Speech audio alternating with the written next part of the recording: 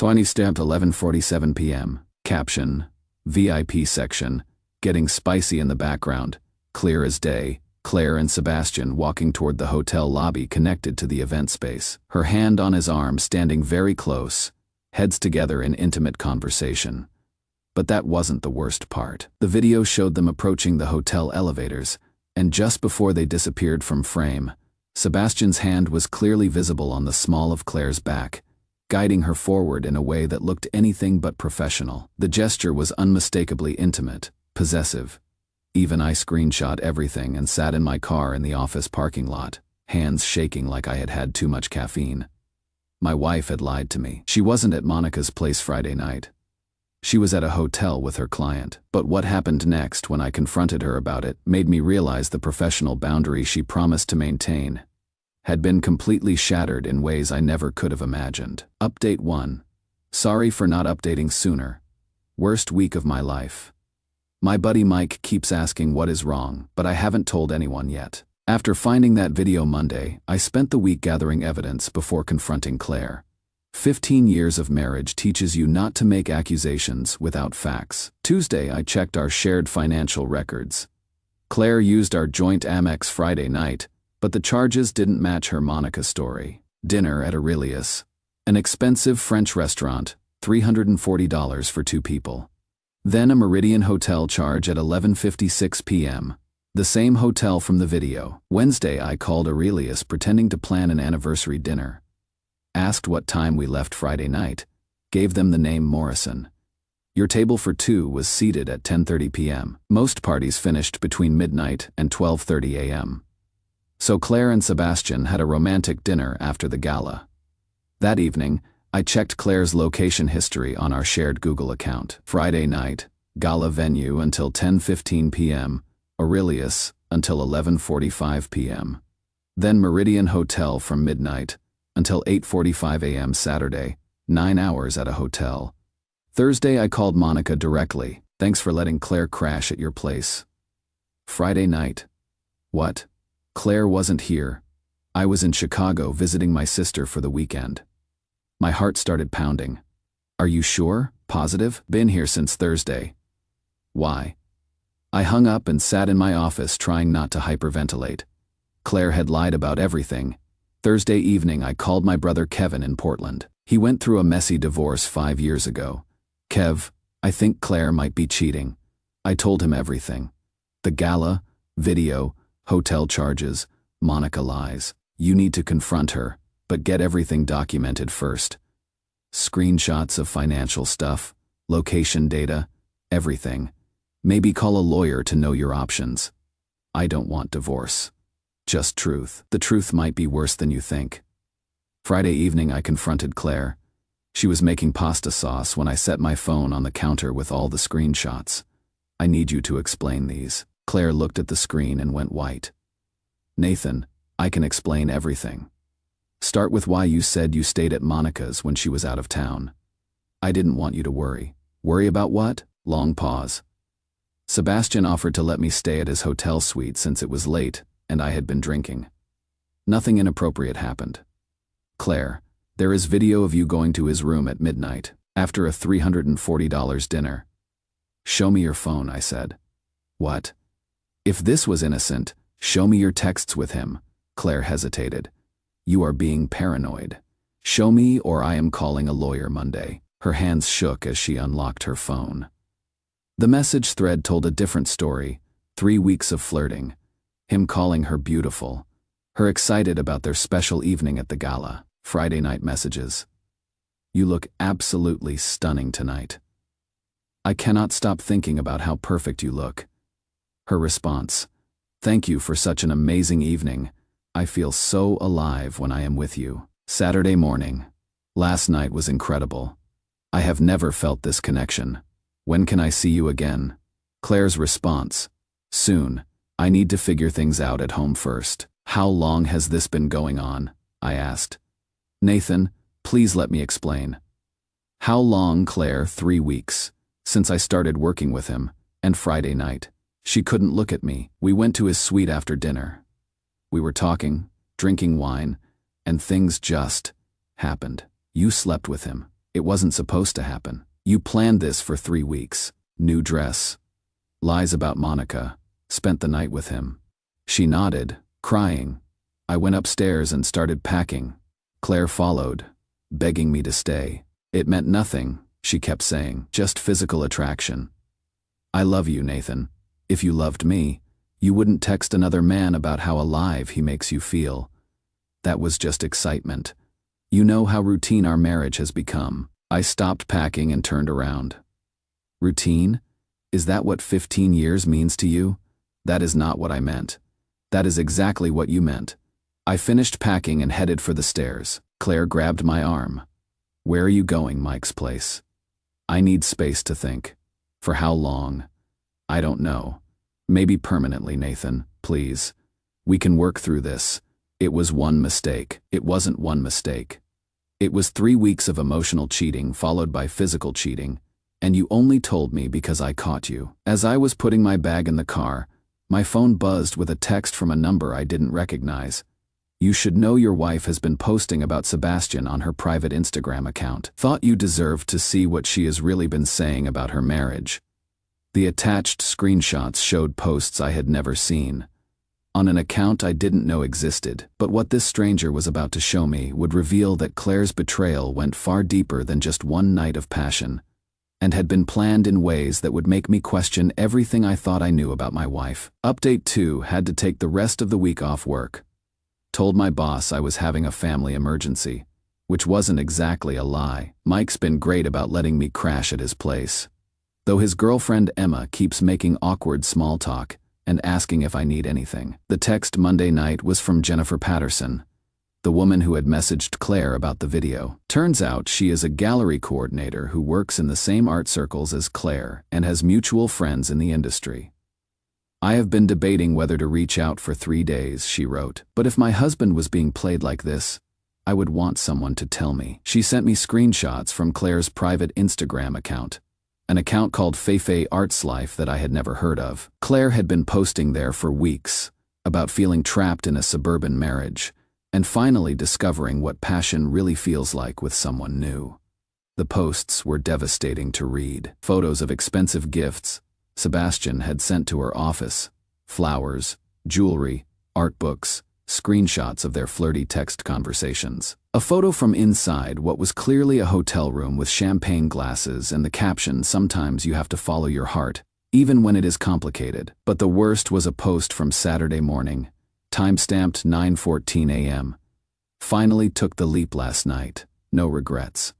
Life is too short to stay safe and settle for comfortable. The comments from her friends were even worse. People I would met at dinner parties and work events, cheering her on and saying things like, "You deserve to be happy, and it is about time you put yourself first." I forwarded everything to the lawyer Kevin had recommended and set up an appointment for Wednesday. Tuesday, I got an unexpected call at Mike's place from someone who identified himself as David Chen, Sebastian's business partner, Mr. Harrison.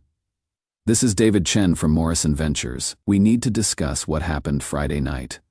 We met at a coffee shop in the financial district." David looked uncomfortable as hell, kept checking his phone and glancing around like he didn't want to be seen. "Sebastian told me about the situation with your wife," he said once we were seated. "I wanted you to know that our board of directors doesn't condone this kind of behavior from our executives." "What exactly did he tell you?" "That he had an inappropriate relationship with a married consultant. The board saw the video that has been circulating online, and we have decided to terminate his position effective immediately." I had no idea the video had gone viral. David continued, "We are a newly public company, Mr. Harrison. We cannot have our executives caught up in adultery scandals. It is terrible optics for our investors." He got fired. As of this morning, Sebastian's also going through a contentious divorce. His ex-wife's legal team is going to have a field day with this evidence. Your wife will probably be subpoenaed as a witness in their proceedings. That afternoon, I checked social media and discovered the video had been shared hundreds of times across multiple platforms. Someone had identified Claire from her professional connections in the art world, and the comments were brutal. Her reputation was being destroyed in real time. People were calling her a homewrecker, a gold digger. Worse things I will not repeat. Her professional Instagram account was flooded with negative comments, and she had turned off DMs. Tuesday evening, Claire called me crying hysterically. "Nathan, my career is falling apart. I lost the Morrison contract, obviously, but now 2 other clients have dropped me. Word is spreading through the entire art community that I am unprofessional and cannot be trusted. Maybe you should have thought about that before you decided to sleep with a client. Please come home so we can talk about fixing this. I will do anything. Couples therapy, whatever you want. There is nothing to fix, Claire. You made your choice when you decided I was too boring and comfortable. I never said you were boring. Your Instagram posts say otherwise." She went quiet. "You saw those?" Jennifer Patterson made sure I saw them. Along with half the art world, apparently. Those posts were just venting. I was confused and overwhelmed by the attention Sebastian was giving me. "For 3 weeks, Claire. You were overwhelmed for 3 weeks and didn't think to talk to your husband about it. I was planning to. You were planning to leave me after the gala. Your posts make that pretty clear. Wednesday, my lawyer gave me news that made everything even more complicated. Your wife's been in regular contact with Sebastian since the hotel incident. Richard Martinez told me across his mahogany desk. We have evidence they have met multiple times this week." My heart sank. "What kind of evidence?" "Credit card receipts from restaurants, location data that shows them at the same addresses, and witness statements from people who have seen them together. She has been lying to you about ending the relationship. She told me it was over. According to our investigation, they had lunch Monday, met at his apartment Tuesday afternoon, and were seen together at a gallery opening last night." I felt sick. While Claire was calling me crying about her destroyed career, she was still seeing Sebastian. "There is more," Richard continued. "We have discovered that your wife and Sebastian were planning this relationship for much longer than 3 weeks. Bank records show he has been sending her money for almost 2 months. Money for what? Consulting fees, supposedly. But the amounts are far above market rate for her services. It looks like he was financially supporting her before they became physically involved." Thursday, I confronted Mike about keeping this information from him. We were in his garage working on his motorcycle when I finally broke down and told him everything. "Dude, she has been playing you for months," he said, setting down his wrench. "I keep thinking about all the times she came home excited about working with him. She was falling for him right in front of me, and I was happy for her career success. That is because you trusted your wife. You are not supposed to have to monitor every client meeting for signs of cheating. What kind of person plans something like this for 2 months? Someone who is checked out of their marriage emotionally long before they check out physically." Thursday evening, I got a call from Claire's sister, Amy, who lives about an hour outside the city. "Nathan, I need to tell you something, and I probably should have said this earlier," she began. "Claire asked me to lie to you about her whereabouts this week. She told you she was staying at our mom's house, right? She said she needed space to think. She has been staying at Sebastian's apartment downtown. Mom hasn't seen her at all this week. She is living with him?" "I think so. I told her I wouldn't cover for her anymore. This whole thing is insane. She is throwing away her marriage and her career for some guy she barely knows." I hung up and just sat in Mike's guest room staring at the wall. My wife of 15 years was living with her affair partner, while publicly playing the victim about her destroyed reputation. Friday morning, I drove to our house to get more clothes and found Claire's car in the driveway. I waited until she left for whatever appointment she had, then went inside. The house felt different, colder. I noticed immediately that several of her personal items were missing: jewelry, books, clothes. She was clearly packing gradually to move out permanently. In our bedroom, I found a draft of a letter on her laptop that she would apparently forgotten to close. "Dear Nathan, by the time you read this, I will be starting a new chapter of my life. I have realized that what Sebastian and I have is real love, not just physical attraction. I know this hurts you, but I cannot keep pretending to be happy in a marriage that stopped fulfilling me years ago. I hope someday you will understand that this is what is best for both of us." The letter was dated for this upcoming Monday. Saturday morning, I got a text from Claire. "Can we please meet today and talk? I have something important I need to tell you face to face." I agreed to meet her at the same coffee shop where I would met with David Chen. But when we sat down that afternoon, What Claire revealed made me realize I had been living with a stranger for months. And this affair was just the tip of an iceberg of deception that went deeper than I could have imagined. Final update, writing this from my new apartment. Finally moved out of Mike's place last week and got my own place about 10 minutes from work. Been officially separated for 2 months now, and the divorce papers were filed 3 weeks ago. Claire and I met at that coffee shop on a rainy Saturday afternoon. She looked terrible, like she hadn't slept in weeks. The confident, put-together woman I had married was gone, replaced by someone who seemed hollowed out and desperate. "Nathan, I need to tell you everything," she said before I could even sit down. "This thing with Sebastian, it didn't start 3 weeks before the gala like I told you. I know. My lawyer found bank records going back 2 months. No, you don't understand. It started 6 months ago." I stared at her. "What?" "I met Sebastian at an art fair last fall. We exchanged business cards and started talking about his interest in collecting. The flirting started almost immediately, but it was just emails and texts at first. 6 months. The business relationship was real, but there was always an undercurrent of attraction. By January, we were meeting for coffee regularly. By February, we were having long dinners and talking about everything: art, life, our relationships. I felt like I had been punched in the stomach. "You have been emotionally cheating on me for half a year." I didn't think of it as cheating at first. He was just someone who understood my passion for art in a way you never did. Someone who made me feel intellectually stimulated. When did it become physical?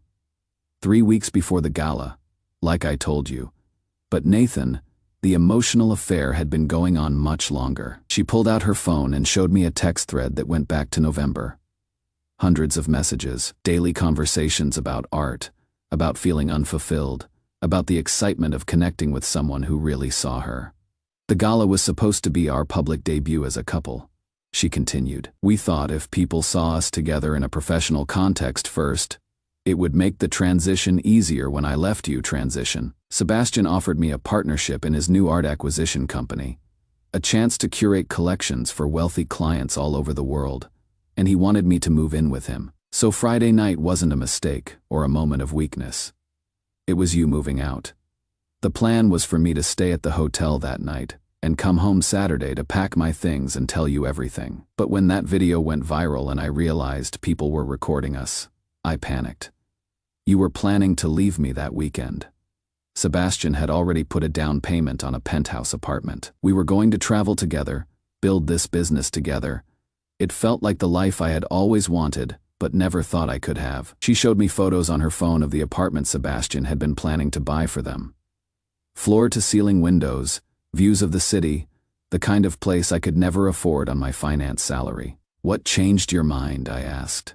"His ex-wife's lawyers are going after everything he owns. The apartment deal fell through when his assets got frozen, so you came crawling back because your plan fell apart." I realized I had made a horrible mistake.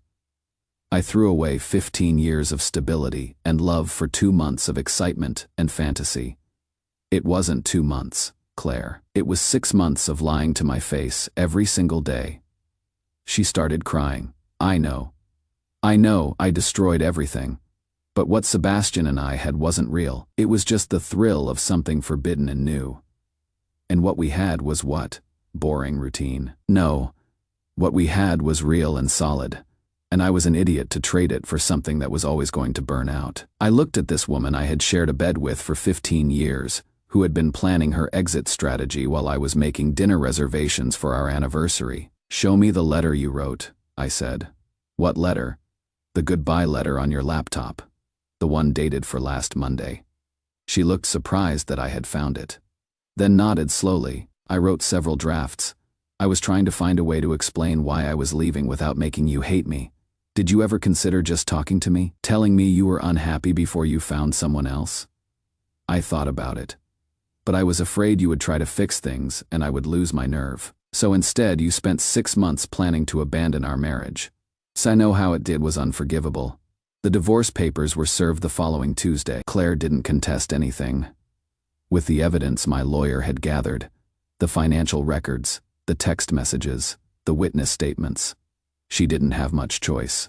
Her career never recovered. The art world is smaller than people think, and word travels fast. She is working at a mid-tier gallery now, making a third of what she used to earn. Her dream of international art consulting died with the scandal. Sebastian lost everything: his house, his business partnerships, most of his liquid assets. Last I heard, he had moved to Denver and was trying to start over in a completely different industry. His ex-wife's legal team had a field day with the affair evidence and cleaned him out in the divorce settlement. I kept our house and most of our assets since Claire had been planning to abandon them anyway.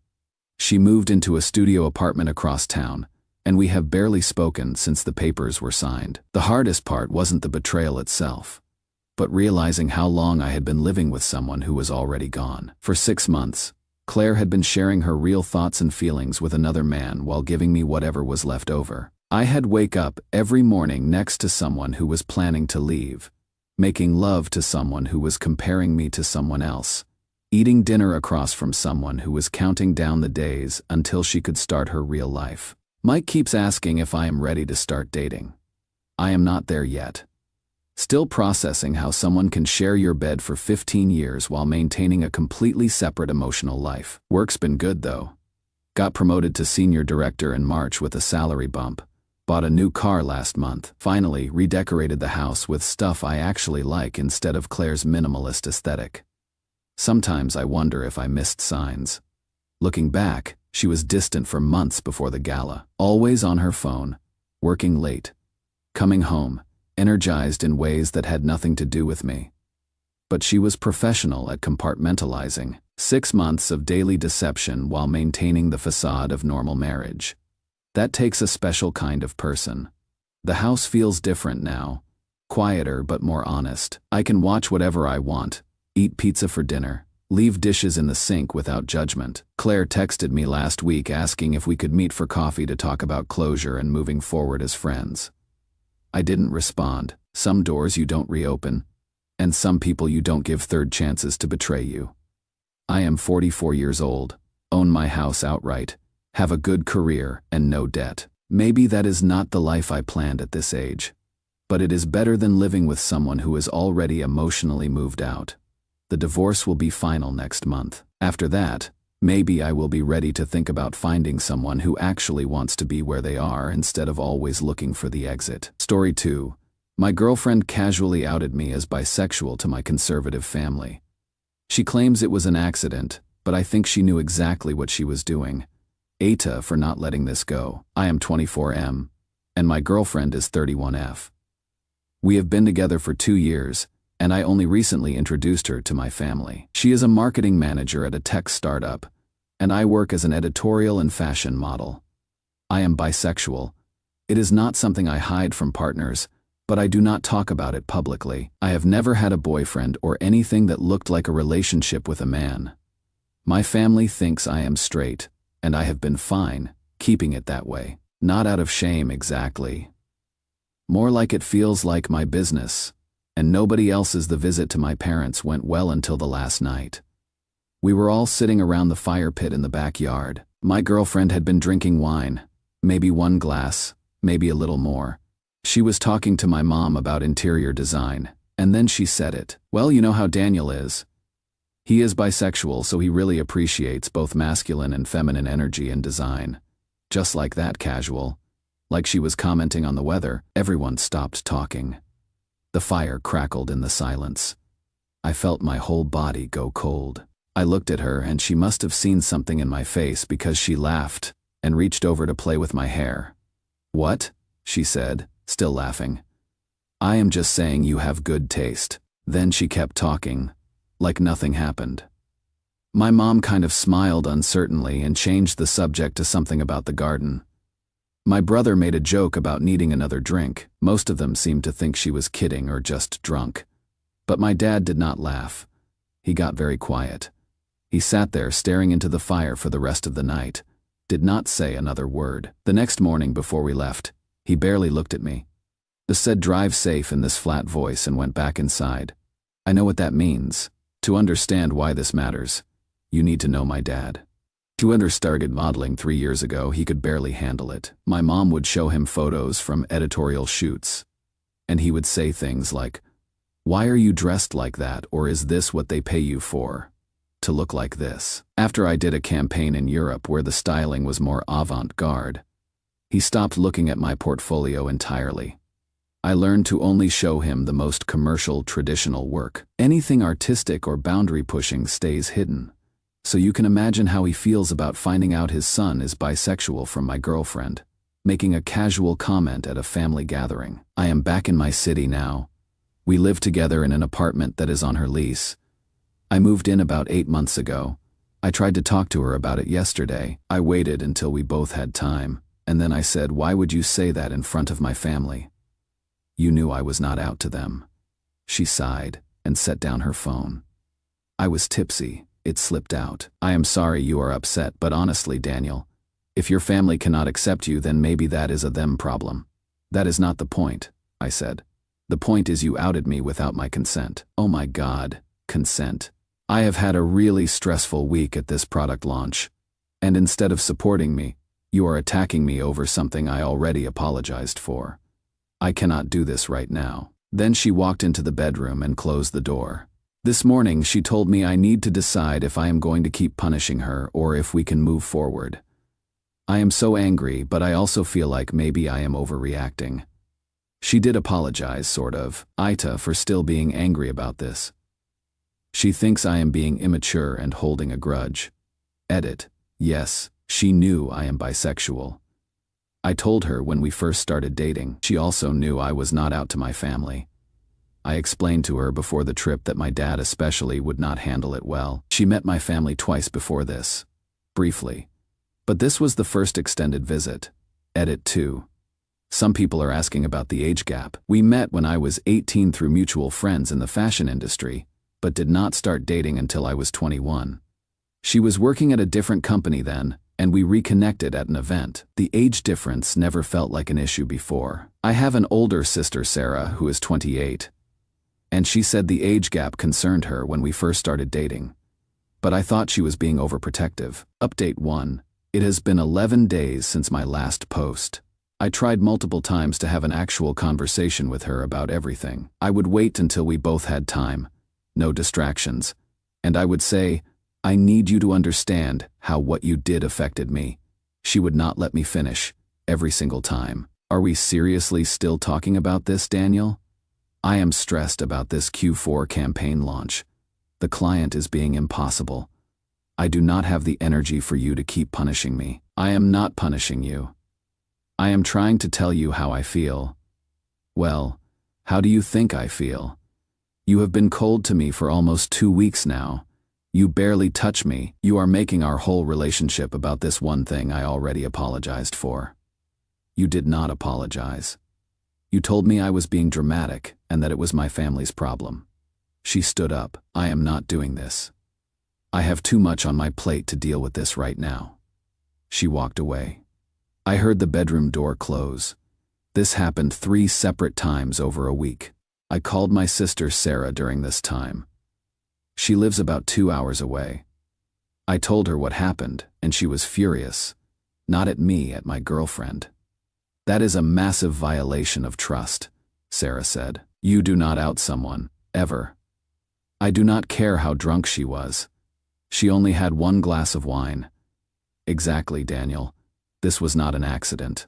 I did not know how to respond to that. Part of me still wanted to believe it was just a mistake. On the 3rd night after another failed attempt at talking, I decided to just take a shower and give us both space. When I got out, I was drying my hair. I had the hairdryer on and could not hear much over the noise. Then I thought I heard something. I turned it off. There was definitely yelling coming from downstairs. I went to the kitchen, and she was sitting on the floor. There were broken wine glasses around her and blood on the tile. She had cut her foot. "Oh my God, are you okay?" I knelt down next to her. "I am fine," she said. But she was crying. "I am just so overwhelmed. I have too much to think about, and now this."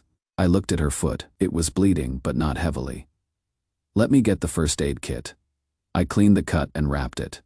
It was not deep. Maybe half an inch long. After a few minutes, it had mostly stopped bleeding. "We should probably go to the emergency room just to be safe," she said. I do not think you need stitches. It is not that deep. We would be waiting for hours.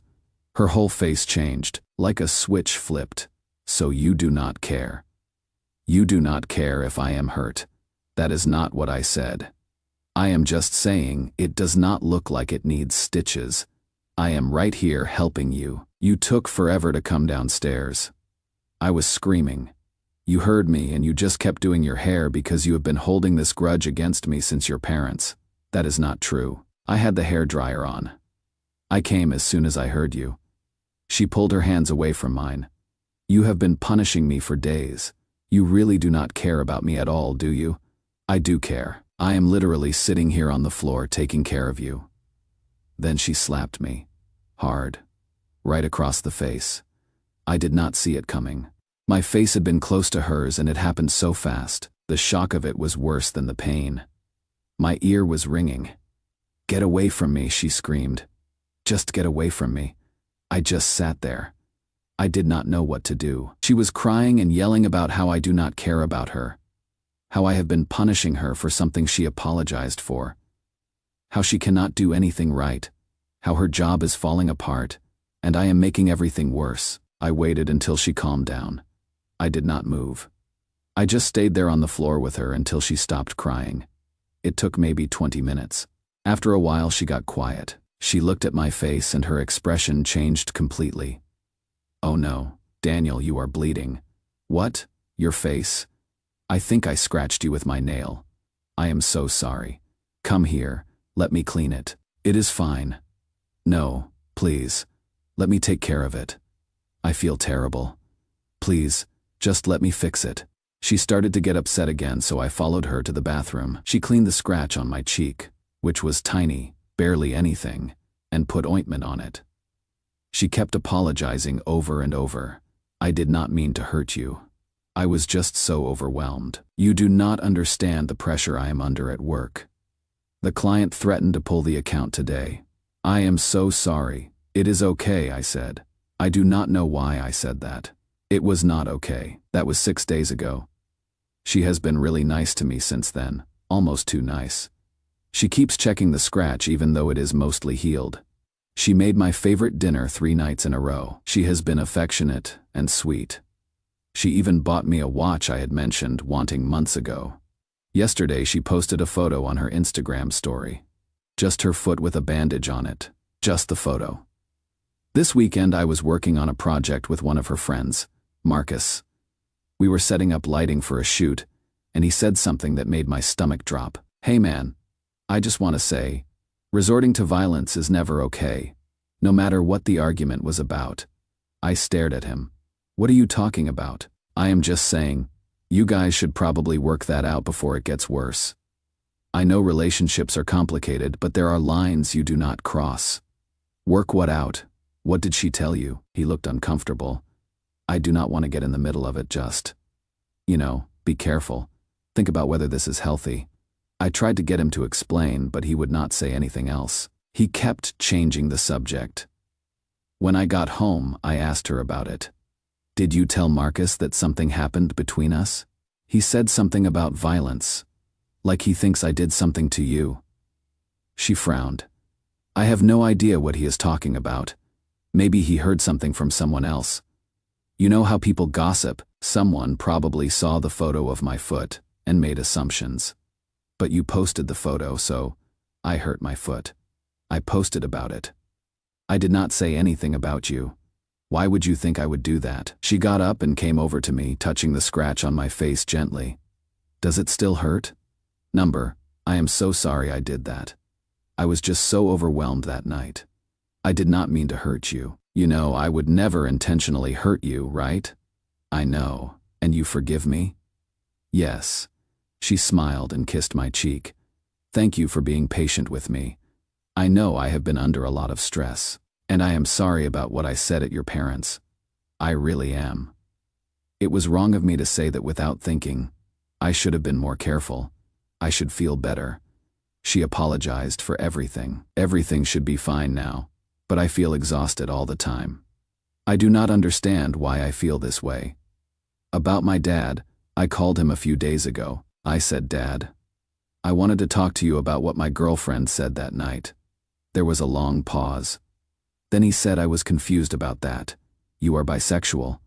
What does that mean exactly? We talked for almost an hour. It was awkward and uncomfortable, but also kind of necessary. He did not react the way I thought he would. He mostly just had questions. Questions about whether this was recent, whether he did something to cause this, whether I was sure. I tried to explain that it is just who I am, has been since I can remember. We ended the call agreeing to talk more about it later. He said he needed time to process. He did not sound angry, just confused and maybe a little sad. I should feel relieved, but I just feel tired. Edit. A lot of people are saying she hit me on purpose, and I should leave. She has never done anything like that before. She eventually apologized for outing me too. I think I was too focused on my own feelings and did not see how much stress she was under. Her job is really demanding right now. Edit 2. I have been reading comments all day.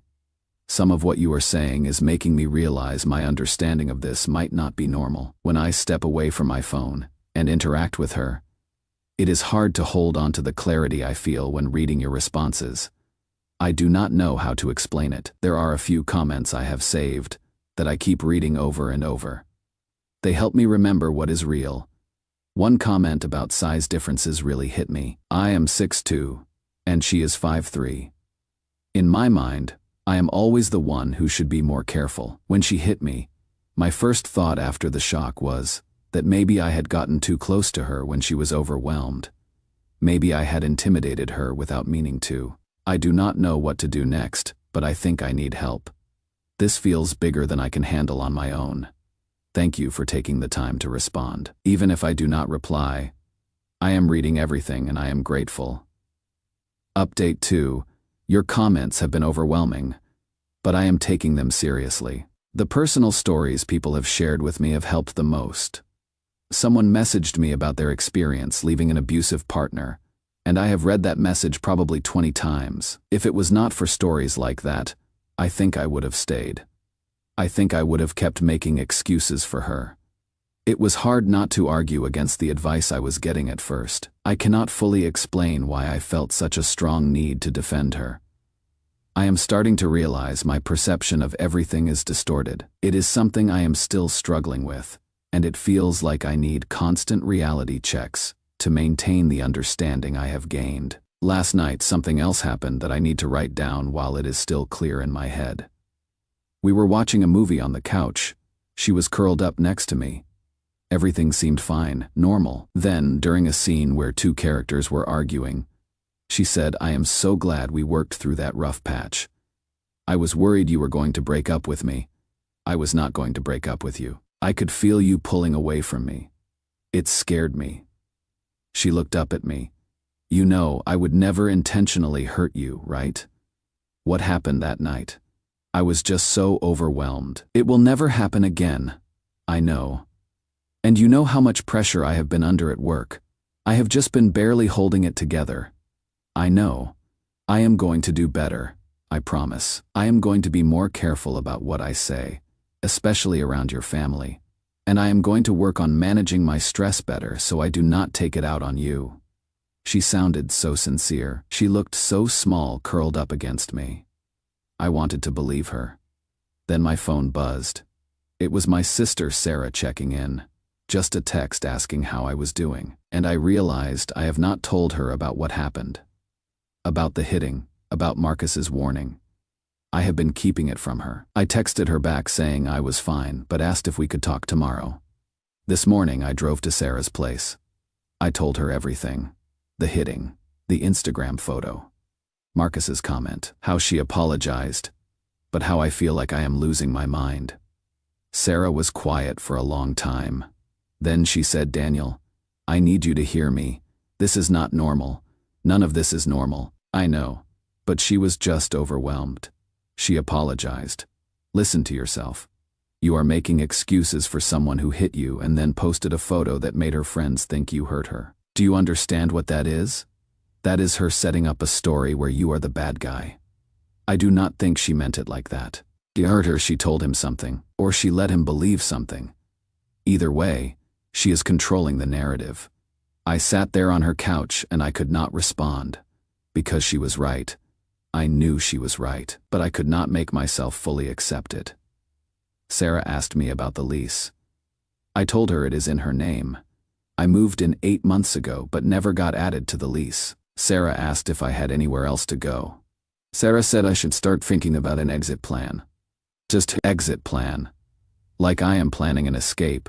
I drove home, and when I walked in, she was sitting on the couch.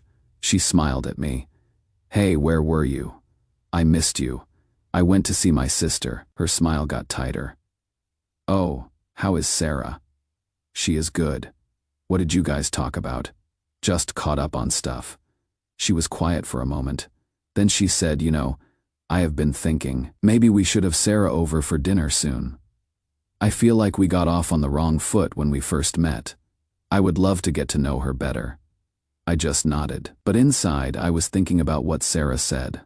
About the narrative, about control.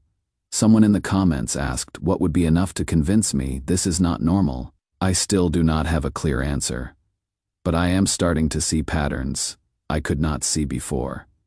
The way she interrupts me when I try to talk. The way she turns everything back to her stress. The way she apologized for hitting me but then brought up her work stress in the same breath. The way she is suddenly very interested in having dinner with my sister now that I spent time with her alone. I do not know why my first instinct is always to make excuses for her, but I am trying to stop doing that. Thank you for not giving up on me even when I was defending her. Thank you for sharing your experiences. I am listening. Final update: I wanted to update because a lot of you have expressed concern, and I want you to know I am okay. I know my last update probably made some of you more worried. I get that. I am worried too. I am trying to come up with an exit strategy, but it is more complicated than just packing a bag and leaving. The apartment is on her lease. Most of my stuff is here, including my portfolio materials and equipment for shoots. I do not have much in savings right now because I have been paying for groceries and utilities while she covers the rent. But I do have my friend James from a campaign I shot last year. He does not know her. We have stayed in touch, and he mentioned his roommate just moved out. I have not told him what is happening yet, but I think I could if I had to. I also have Sarah, obviously. Someone commented that my last update reads like a hostage note. I understand why you would think that. Sometimes it feels that way to me too. I am just depleted. I do not have the energy to explain all the factors that make this complicated, but I promise I am taking this seriously. Last night, something happened that I need to document. I have been keeping notes on my phone of things that happen. Sarah told me to do this. She said I might need them later.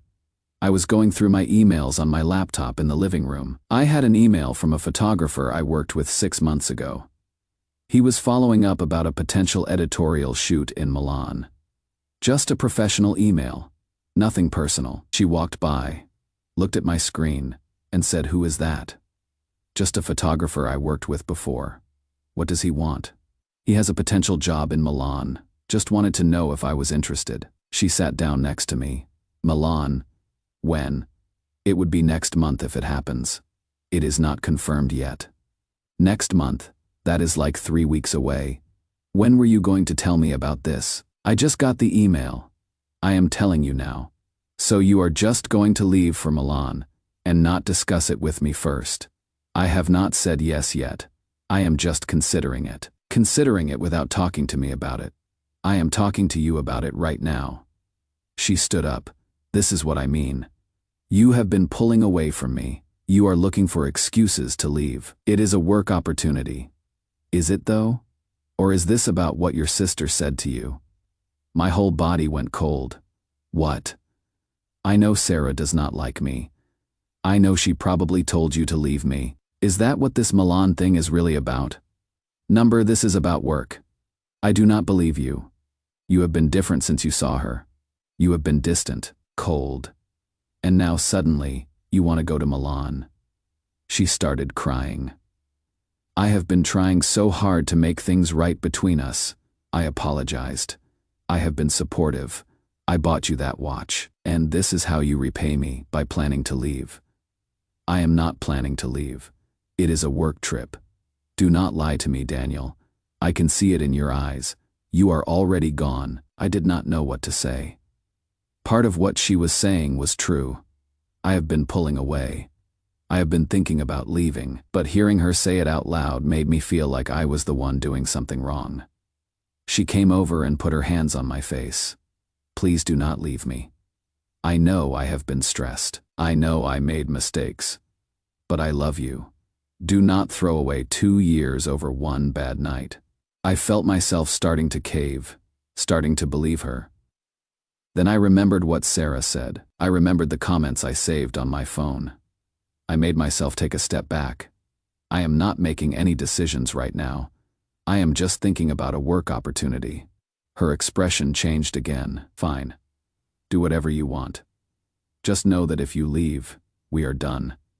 I sat there for a long time. Then I opened the email and told the photographer I was interested in the Milan job. I do not know if that makes me a coward, using work as an excuse to leave, but maybe I need an excuse. Maybe I need a reason that feels less scary than I am leaving because I think you might hurt me again. This morning I called James. I told him I might need a place to stay for a while. I did not explain everything, but I said things with my girlfriend were not working out. He said his extra room is available, and I could move in whenever I needed to. I have been keeping the comments people sent me saved on my phone. When I start to doubt myself or wonder if I am overreacting, I read them. It helps me remember that my feelings are valid, that what happened was not okay. She has been really nice to me this week again. She keeps asking if I am still upset about our fight last night. She has been affectionate in a way that feels almost desperate. It makes it harder to hold on to the clarity I had when I was reading your responses. When she is being sweet and apologetic, it is easy to think maybe I was wrong. Maybe I was overreacting. Maybe she really was just overwhelmed and it will never happen again. But then I read the comments again and remember the pattern. The outing, the refusing to let me speak, the hitting, the Instagram photo, the sudden interest in my sister, the accusation about Milan. I am frustrated with myself for not leaving immediately. I know some of you are frustrated with me too, but I need you to be patient with me. I am trying to process a lot of information and feelings that do not make sense to me yet. The Milan job would be for 3 weeks. It is not an escape plan. But maybe it is a start. Maybe being away from her for 3 weeks will help me see things more clearly. Or maybe I will use those 3 weeks to figure out how to move my stuff to James's place. Thank you for caring about what happens to me. Thank you for your stories and your advice and your concern. I promise I am listening. Edit, to answer some questions. Yes, I have somewhere I could go if I needed to leave quickly. My friend James has a room available and my sister Sarah is 2 hours away. I am not in immediate danger right now. I am being careful about what I say and do. Thank you for the resources and suggestions. I am reading all of it even if I am not responding to everything. The Milan job is real. It is a 3-week editorial shoot. If I take it, I will be leaving in about 3 weeks.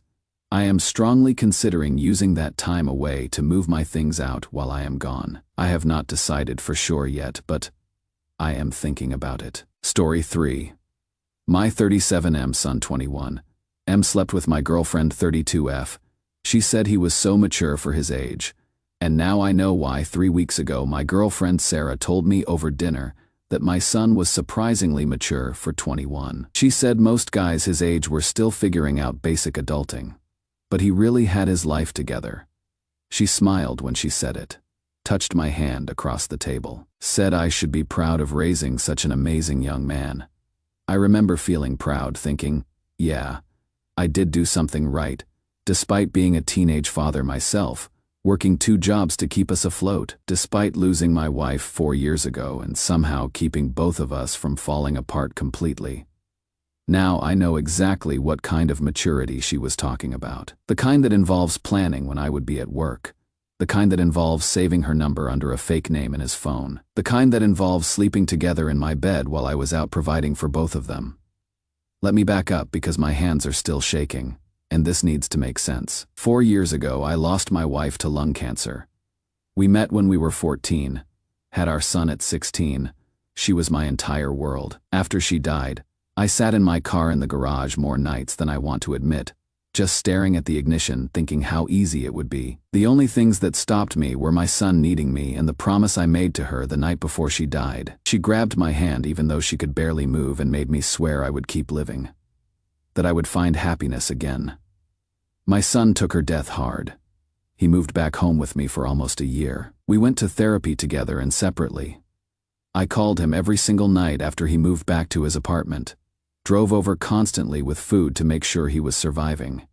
We were solid, father and son, but also best friends who had survived the worst thing imaginable together. 2 years after losing my wife, I met Sarah at a work conference. She made me laugh for the first time in months. The guilt nearly destroyed me, but I kept hearing my wife's voice telling me to live. I waited an entire year before introducing Sarah to my son. I was terrified he would think I was replacing his mother. When I finally arranged dinner, he seemed genuinely happy for me. Told me it was good to see me smiling again.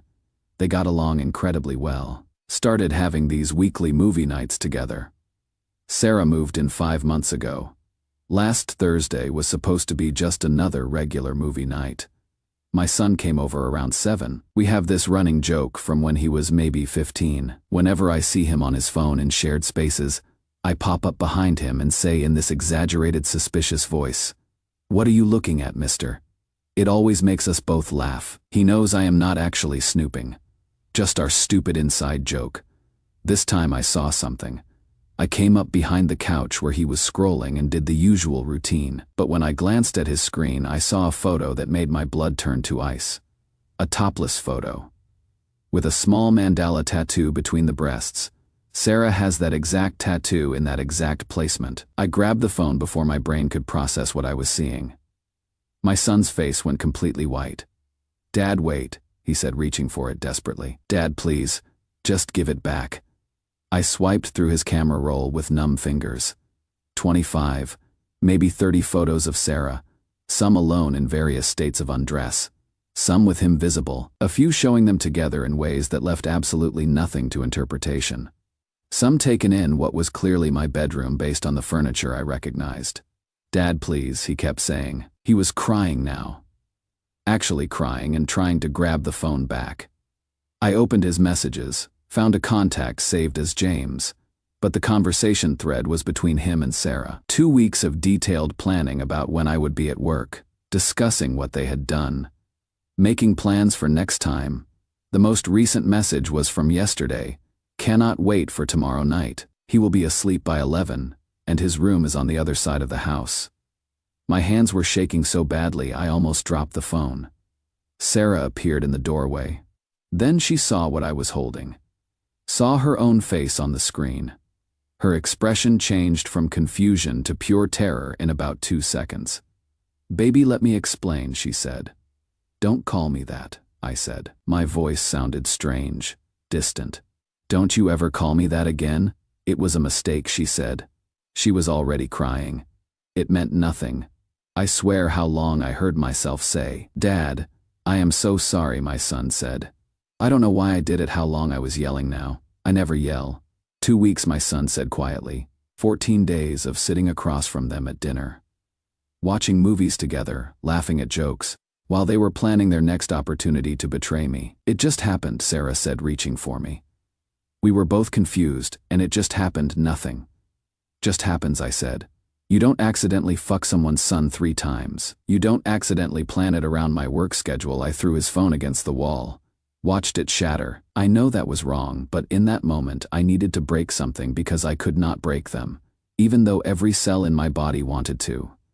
"You are so mature for your age," I said to my son. That is what she told me 3 weeks ago at dinner. Now I know exactly what she meant. He looked like I had punched him. "Good. Dad, please," he said. "I gave you everything," I said. Each word felt like pulling glass from my throat. "I worked myself to exhaustion for you.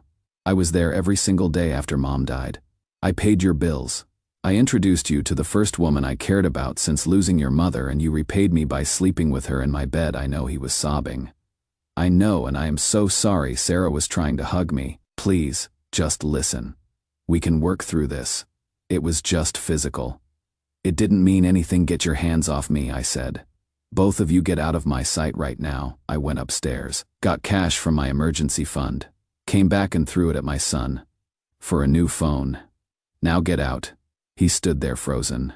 Dad, I said. Get out of my house, I said.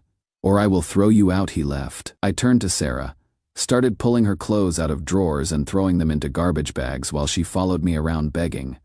What are you doing? She kept saying. What does it look like? I said. You have until tomorrow to get the rest. You cannot just throw me out, she said. Watch me. I carried the bags to the porch. You need to leave right now, please, she said. I love you. It was a mistake. He came on to me and I was weak and confused. Stop talking, I said. Every word out of your mouth makes this worse. He is young and attractive, and he was there and I made a terrible choice. But it is you I love, she said.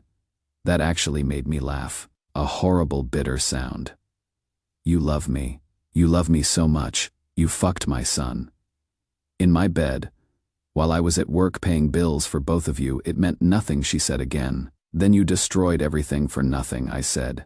Get out, she finally left. I locked the door, Saturday on my living room floor, and cried harder than I had since my wife's funeral. They both started texting immediately, apologizing, begging to talk. I blocked both numbers within an hour. I feel completely detached from reality, like I am watching my life happen to someone else. Sarah knew my history. She knew what my wife meant to me. She knew how hard it was to trust someone again. She said my son was mature, made me feel proud of him. But my son, that is a different category of pain entirely.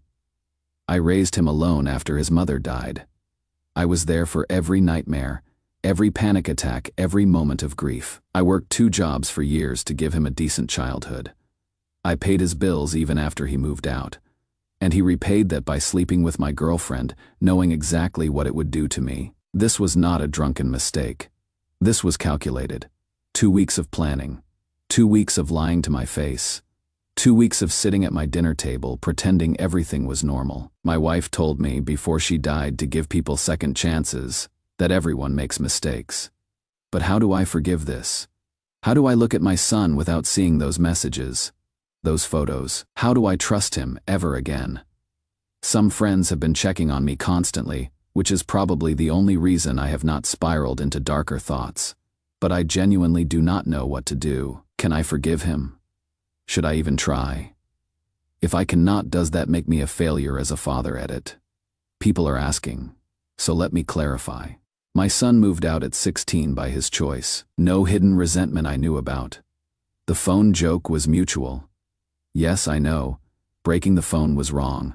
Already have therapy scheduled. This is not fiction though, I desperately wish it was. Girlfriend told me my son was mature for his age. Found out she meant mature enough to plan sleeping with her behind my back. Feel completely destroyed. Need advice on whether forgiveness is even possible. Update 1. I made them both face consequences and everything exploded worse than I imagined. The support from my first post kept me from doing something irreversible. Thank you. What happened over the past week has been the most intense emotional experience of my life outside of losing my wife. I unblocked both their numbers the night I posted. Sarah called within 20 minutes. Thank God, she said when I answered. I knew you would come around. We need to talk about this like adults, the confidence in her voice, like she genuinely believed I would just forgive this. That really struck me. The only thing we need to do is arrange for you to get your stuff, I said. That is it, she said. After 2 years together, that is all you have to say. What else is there to say, Sarah? That you love me, she said. That we are going to work through this. Couples overcome infidelity all the time. You didn't cheat on me with some random person, I said. You slept with my son, my 21-year-old son. There is no working through that. He is an adult, she said. Like that made it better. It was just physical attraction that got out of hand. You told me he was mature for his age, I said. 3 weeks ago you said that to my face while you were sleeping with him. Silence on the other end. I never meant for you to find out this way, she finally said. How exactly were you planning for me to find out? I said. Were you going to tell me? Or were you just going to keep fucking him in my bed? Don't be crude, she said. I actually laughed. I am being crude. That is your concern right now. You are making this harder than it needs to be, she said. If you would just listen. If you would just calm down and let me explain. I am perfectly calm, I said. You can pick up your things tomorrow at 10. Don't be late, I hung up, called my friend Rachel and asked if she could be there as a witness. She showed up at 9 the next morning. I had everything of Sarah's packed and waiting by the door. Every piece of clothing, every book, every random item she had accumulated over 5 months. Sarah arrived exactly at 10, started crying the moment she saw me. I made a mistake, she said. One stupid mistake, and you are throwing away 2 years 3 times is not one mistake. I said. 2 weeks of planning is not a mistake. Texting about how you couldn't wait to see him again is not a mistake, he pursued me, she said. He came on to me and I was weak. You are 32 years old, I said. He is 21. You are the adult here. You could have said no. You could have told me. You did neither. I was going through something, she said.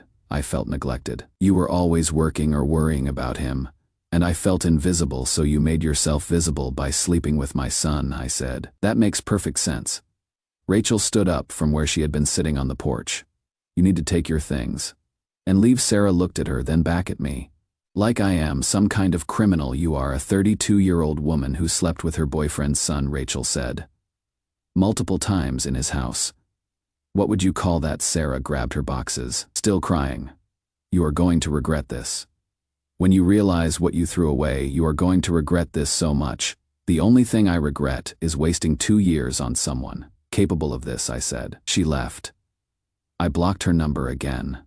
That afternoon, I called my son 4 times. He did not answer. I left a voicemail. We need to talk, but first you need to tell Emma what you did. You need to face the consequences of your choices. Call me after. He did not call back. So I called Emma myself. Emma is 20, studying to be an elementary school teacher. Sweet kid, with her whole life ahead of her. She deserves better than what my son did. Is everything okay, Mr. Peterson? She said when she answered. Is my son with you? No, he is out with Marcus. Why has he told you anything important recently? I asked. Number, what is going on? You are scaring me, so I told her. All of it. The photos, the messages, everything. She went very quiet. Emma, I am sorry, I said. I know this is to know what kind of person you are with. Thank you for telling me, she said. My son showed up at my house 3 hours later, pounded on the door so hard I thought he would break it. I opened the door. He pushed past me. You told Emma, he said. You actually called her and told her. You should have told her, I said.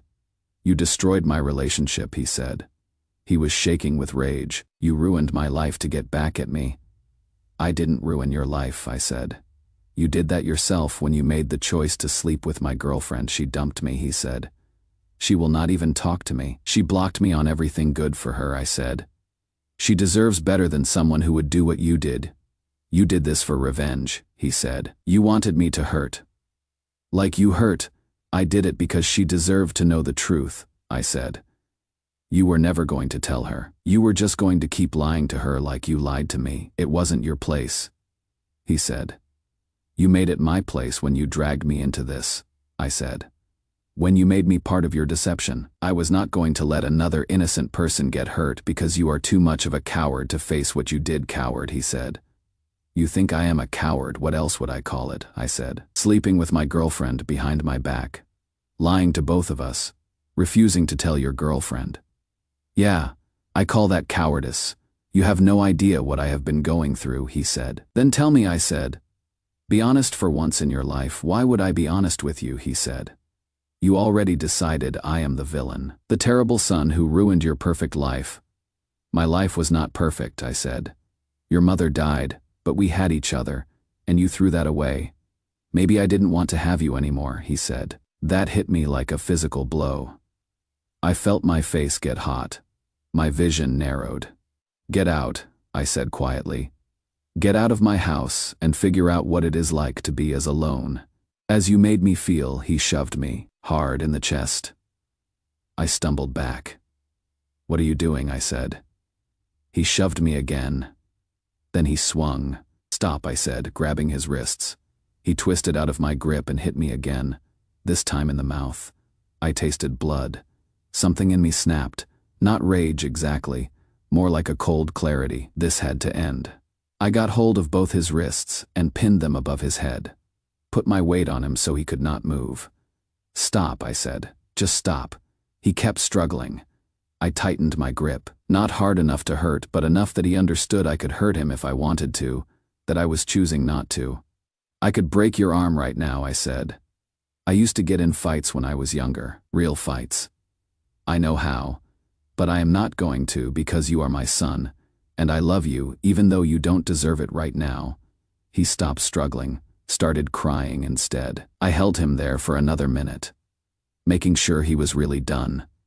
Then I let go and rolled off him. We both sat on the floor catching our breath. There was blood on my shirt, on his knuckles. My lip was split and swelling. "Get out," I said. He looked at me, tears streaming down his face. Mom would be ashamed of me that broke something in me. I started crying too. She would be ashamed of both of us. We sat there on my floor crying together like we had not done since her funeral. After a while he leaned against my shoulder. I put my arm around him. "This broken thing that used to be my son. Can we still talk?" he said. "Or is it too late?" "It is not too late," I said. We cleaned up. I looked at my lip in the mirror, already turning purple and swollen. His knuckles were red and raw. We sat at the kitchen table like we used to when he was in high school.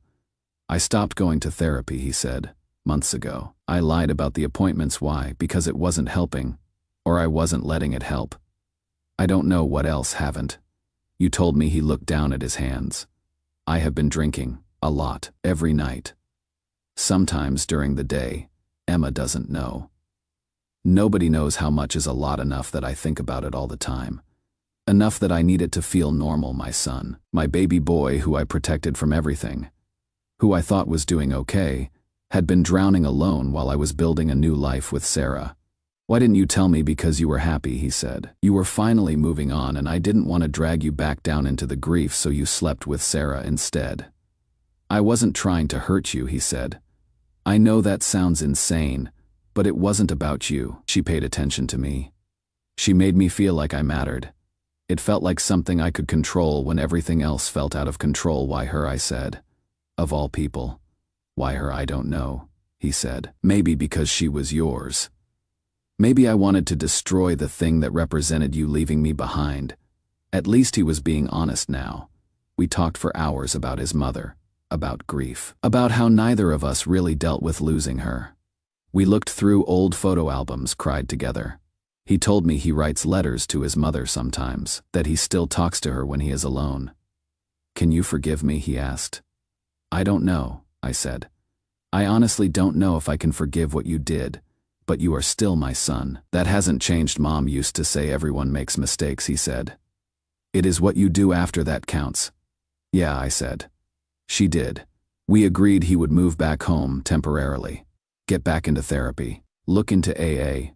We would find someone who could see us together, work through this as a family, even though our family was broken. I told him if there was any more violence, he was out. He agreed. The past 2 days have been surreal. We have been talking more honestly than we have in years, but I still see those photos when I close my eyes. Still hear Sarah's voice saying he was mature for his age. I don't know if we can come back from this, but we are going to try. Made Sarah pick up her stuff, called son's girlfriend and told her. Led to physical fight with my son, but then real honesty. He is moving back home. Long road ahead, but we are trying. Update 2. 3 weeks in, and Sarah's lies are unraveling faster than I expected. 3 weeks since my son moved back home. We found a therapist who specializes in family trauma. Dr. Martinez sees us twice weekly, and the sessions have been brutal but necessary. My son joined AA and goes 3 times a week. I joined a grief support group for widowers. We established ground rules about honesty and taking space when angry. Last week we had our first real argument about something stupid, but we both handled it better. He took space. I went for a walk. We came back and talked it through. Dr. Martinez says, "This is progress. Learning to fight productively instead of destructively." Then yesterday Emma showed up at my door. "I need to tell you something," she said. She looked nervous sitting on my couch. "Sarah came to see me 2 days ago." My stomach dropped. Emma explained that Sarah told her my son had pursued her, that he was obsessed, that Sarah finally gave in because she felt sorry for him. But when Emma asked for details, Sarah's story kept changing. First, it happened once, then 3 times. Then actually, it started months ago, not weeks. "But here is the thing," Emma said. "She also offered me $5,000 to tell people your son had been bragging about sleeping with her, that he was the aggressor." I could not breathe. "Did you take it?" "No," Emma said. "I told her to leave." "You deserve to know what kind of person she really is." After Emma left, I called my son downstairs, asked him directly if he pursued Sarah. "No," he said. "She texted me first, said she was worried about you. We met for coffee, and she kept talking about being lonely, how you were always working. Then she invited me over when you were gone and kissed me." "When was this?" 3 weeks before you found out," he said. "We brought this to Dr. Martinez." My son explained that Sarah had been texting him for weeks before anything physical happened, creating a special connection, while telling him to delete everything. "This is a common grooming pattern," Dr. Martinez said. "There is a power dynamic here. She was his father's girlfriend. She systematically broke down his boundaries." "He is 21, I said. "Not a child." "No," she said. "But he still made choices in a manipulated context. He needs to own those choices. But we also need to acknowledge Sarah orchestrated this from the beginning." Something in me shifted. But now I was furious at Sarah in a completely different way. That night, I called Sarah. "I knew you would come around," she said when she answered. "Emma told me about the $5,000, I said. Silence. "I also know the real timeline," I said, "that you pursued my son, that you sent photos first, that you told him to delete everything." "He is lying," she said quickly. "He is a kid who got caught, and now he is trying to make me the villain. He has nothing to gain from lying now," I said. "You, on the other hand, have everything to lose. What do you want?" Her voice changed. Harder. "Stay away from my family," I said. "Stop manipulating the narrative. I see exactly who you are." I hung up and blocked her again. 2 days later, my son's friend Marcus called me. He said Sarah had contacted him 3 weeks after everything happened, offered him $2,000 to say he witnessed my son bragging about seducing her, that she might file assault charges and needed witnesses. I asked Marcus to document everything. We went to a lawyer who advised creating a file with all evidence of her manipulation attempts. Get statements from Emma, Marcus, and any others she contacted. Then Sarah's best friend Lauren messaged me from an unknown number. We met at a coffee shop. Lauren looked exhausted. "The weekend before you found out," she said, "Sarah called me drunk. She was laughing about how easy it was to seduce your son. She said if you ever found out, she would just blame him because sons always disappoint their fathers. She said you were boring and your son was at least fun." I sat there stunned. "She tried to get me to lie for her too," Lauren continued. "Offered me money. I realized she is completely unhinged. She did something similar with a previous boyfriend, got involved with his younger brother, caused a family rift. Then played victim." Lauren gave a written statement. "My lawyer sent Sarah a letter outlining all the evidence we had, the bribe attempts, the false narratives." Lauren's testimony. It stated clearly that any false claims would result in legal action and public exposure. We never heard from her again. Last week, my son ran into one of Sarah's coworkers who mentioned she had left her job. There was an investigation for inappropriate conduct with a subordinate. She resigned before they could fire her. Dr. Martinez says, "What my son and I are doing is rare, that our willingness to be brutally honest with each other is what makes recovery possible. I am not going to say everything is fixed. I still have moments where I look at my son and feel angry. We are learning to be a family again.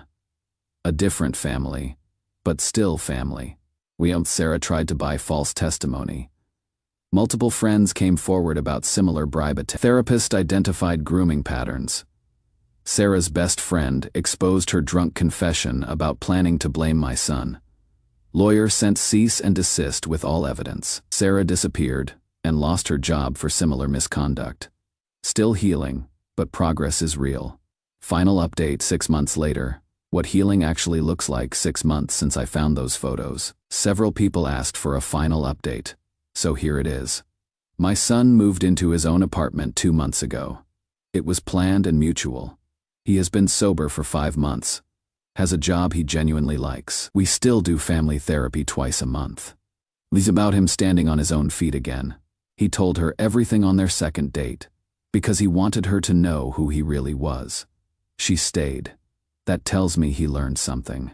I have been casually dating too, nothing serious, taking my time. Learning to trust my instincts again. The grief support group has become crucial for me. I made real friends there who understand loss in ways others cannot. One man lost his wife to cancer around the same time. We get coffee weekly and talk about moving forward without forgetting. As for Sarah, the documentation we compiled ensured she never contacted us again. Her pattern of manipulation caught up with her professionally. My son running into her former coworker confirmed. She faces consequences for her choices even when we are not involved. Dr. Martinez asked what made the difference in our recovery. I think it was my son being willing to be brutally honest, once he knew I would not abandon him.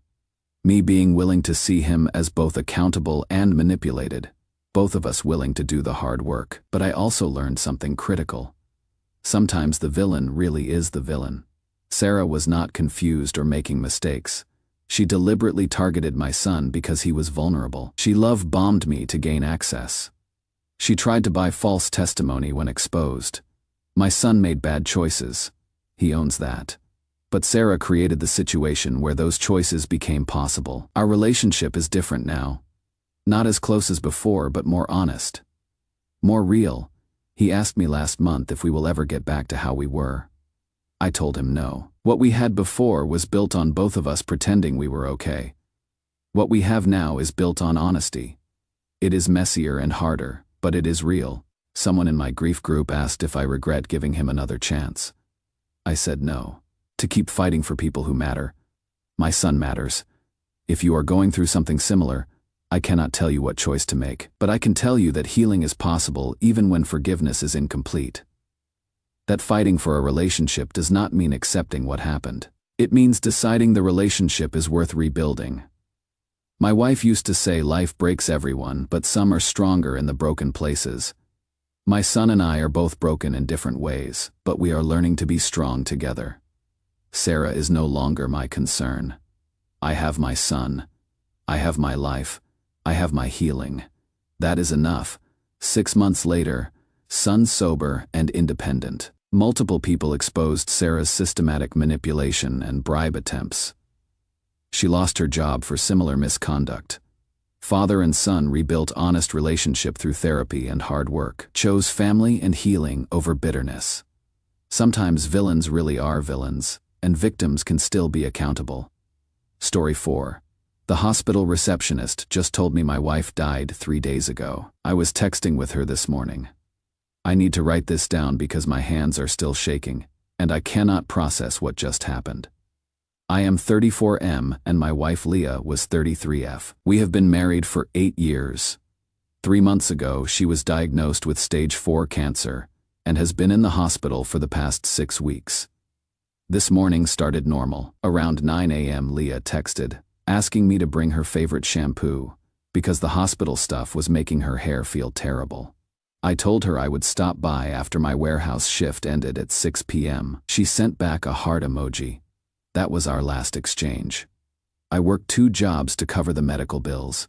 Days at the warehouse and 3 nights a week, doing inventory at a distribution center. Leah's brother Kevin offered to stay with her whenever I could not be there.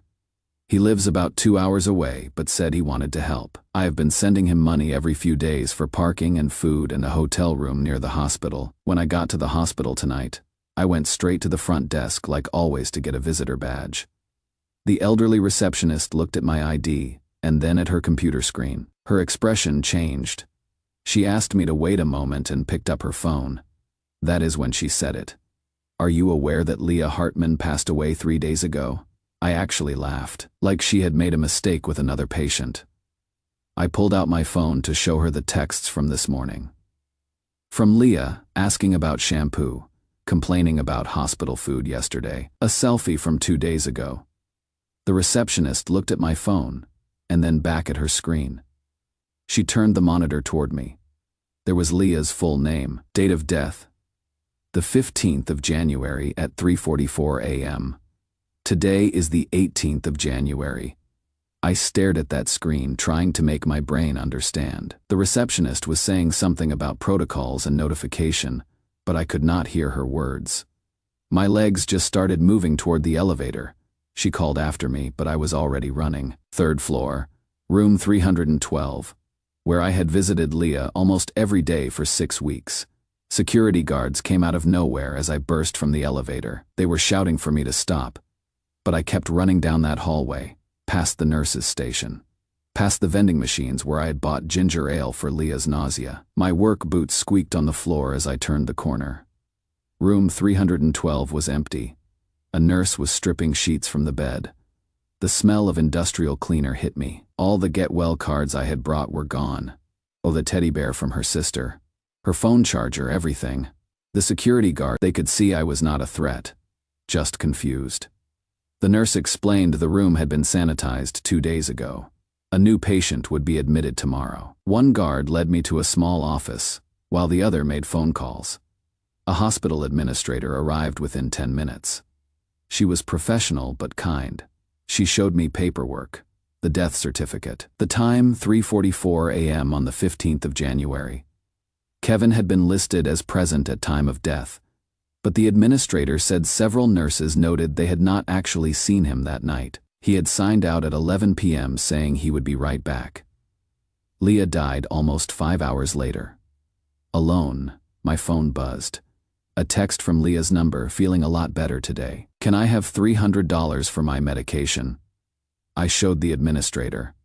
My hands were shaking so hard, I almost dropped the phone.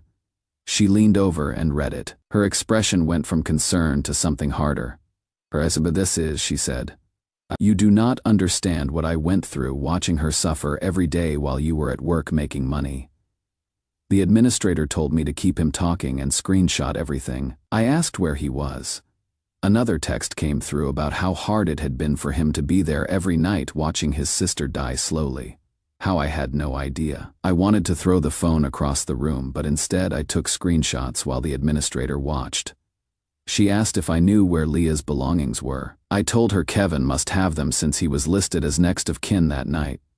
She made a call to security asking about the chain of custody for patient personal effects from room 312. After a short conversation, she wrote something on a notepad. Security confirmed Kevin had signed for all of Leah's belongings on the morning of the 16th of January at 7:23 a.m. Less than 4 hours after she died, my phone kept buzzing. More messages from Kevin saying I was being selfish, that I did not understand family loyalty, that he would tell everyone how I had abandoned Leah for my job if I kept asking questions. Each text got more aggressive. I screenshot every single one while rage made my hands shake. The administrator put her hand on my arm. This is good evidence, she said. Let him keep talking. She made another call asking about security footage from the night Leah died. Then she told me to follow her.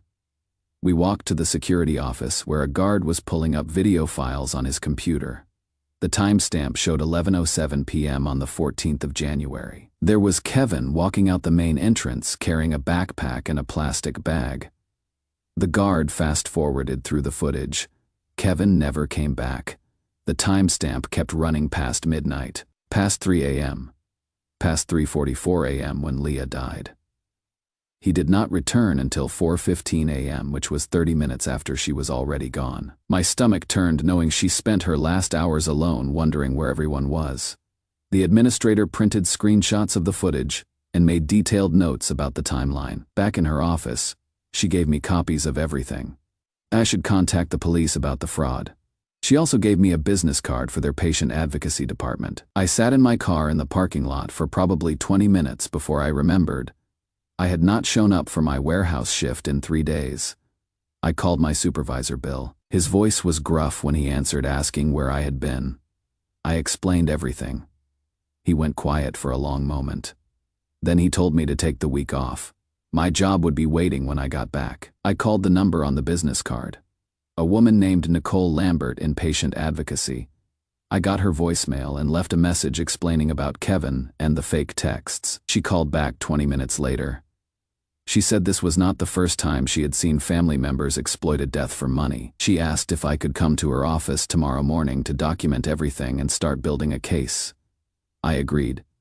That evening, I sat at our kitchen table with 3 months of bank statements. I started adding up every transfer I had sent to Kevin. $50 here, $75 there. $100 on the 12th of January. The total came to over $2,000. Our cat jumped on the table and walked over to Leah's empty chair. She meowed, looking around for her. I called Kevin's number directly. It went straight to voicemail after 1 ring, which meant he was declining my calls. I left a message telling him I knew what he did, that I wanted Leah's phone and belongings returned immediately, or I would involve the police. I got a text within seconds, saying I was harassing him, and he would get a restraining order if I did not stop. Edit: people are asking why Kevin did this. I do not have all the answers yet, but I am meeting with the hospital patient advocate tomorrow morning and filing a police report. I will update when I know more. Edit 2. Yes, I have screenshots of everything, including the texts that came after the death certificate timestamp. The hospital has security footage showing Kevin leaving hours before Leah died, and the administrator has written statements from nurses. Update 1. It has been 4 days since I found out Leah died alone, while her brother was texting me pretending to be her. 4 days of barely sleeping and trying to understand how someone could do this. Reading through hundreds of comments from strangers who understood helped me get through the worst nights. The morning after I found out, I met with Nicole Lambert from patient advocacy. Her office was in the medical building next to the main hospital. She had already pulled all of Leah's records, including notes from nurses about Kevin's absence the night she died. Nicole explained that impersonating a deceased person for financial gain is a serious crime. With the evidence we had, the police would take this seriously. That afternoon, I went to the police station. The desk officer barely looked up when I started explaining why I was there. Then I showed him the text asking for $300 that came hours after the timestamp on Leah's death certificate. His whole expression changed. He stood up and told me to wait while he got a detective. Detective Reardon came in carrying a folder and a recording device. He was probably mid-40s with the kind of serious face that made my stomach drop. We went to an interview room where I showed him everything. The texts from after Leah died, the bank statements showing $2,000 in transfers, the security footage timestamps, screenshots the hospital provided. Reardon spread everything across the table and studied it for a long time. He said these cases move slowly through the system. Kevin would probably get a plea deal rather than jail time, but he would open an investigation immediately. While I was at the police station, my phone started ringing. Leah's cousins, her aunts, all asking if it was true what Kevin was saying about me trying to frame him. He had been calling everyone in the family with his version. That I was grief-stricken and looking for someone to blame. That I was making accusations because I felt guilty for working instead of being at the hospital. Most family members did not buy his story once I explained about the texts from Leah's phone after she died. But some remained skeptical. Family gatherings would never be the same. Nicole called the next morning. She said she could help me put together a timeline document with all the evidence, so family members could see the facts clearly. We met at her office and spent 3 hours organizing death certificates and phone records and bank statements into a clear sequence. She made copies and a digital version I could email to anyone who asked instead of arguing about Kevin's lies. Kevin had tried to add himself as an authorized user on Leah's account 2 days after she died. He had used her social security number and birth date, which he must have gotten from hospital paperwork. The attempt failed because the account was flagged for the death notification, but it showed this was not grief or confusion. It was calculated fraud from the start. I had to go back to work eventually. Bills do not stop because your world falls apart. Bill, my supervisor, rearranged the schedule so I could work day shifts instead of overnights. The warehouse guys were awkward around me at first, not knowing what to say. But eventually things settled into a routine where I could focus on work without breaking down. Detective Reardon called a week later after formally interviewing Kevin at the station. Kevin admitted to having Leah's phone but claimed she gave it to him before she died. That made no sense since nurses confirmed she was unconscious for her last 12 hours. Riordan said Kevin got defensive and started yelling about being persecuted for grieving, but the evidence was clear and the case would move forward to the prosecutor. I found a legal aid attorney through a nonprofit that helps crime victims. She reviewed everything with brutal honesty. Criminal prosecution was uncertain since Kevin could claim confusion or grief. But civil court might work better for getting restitution, though. Even that would take months. She filed paperwork anyway. Sometimes just having a lawsuit pending makes people more willing to negotiate.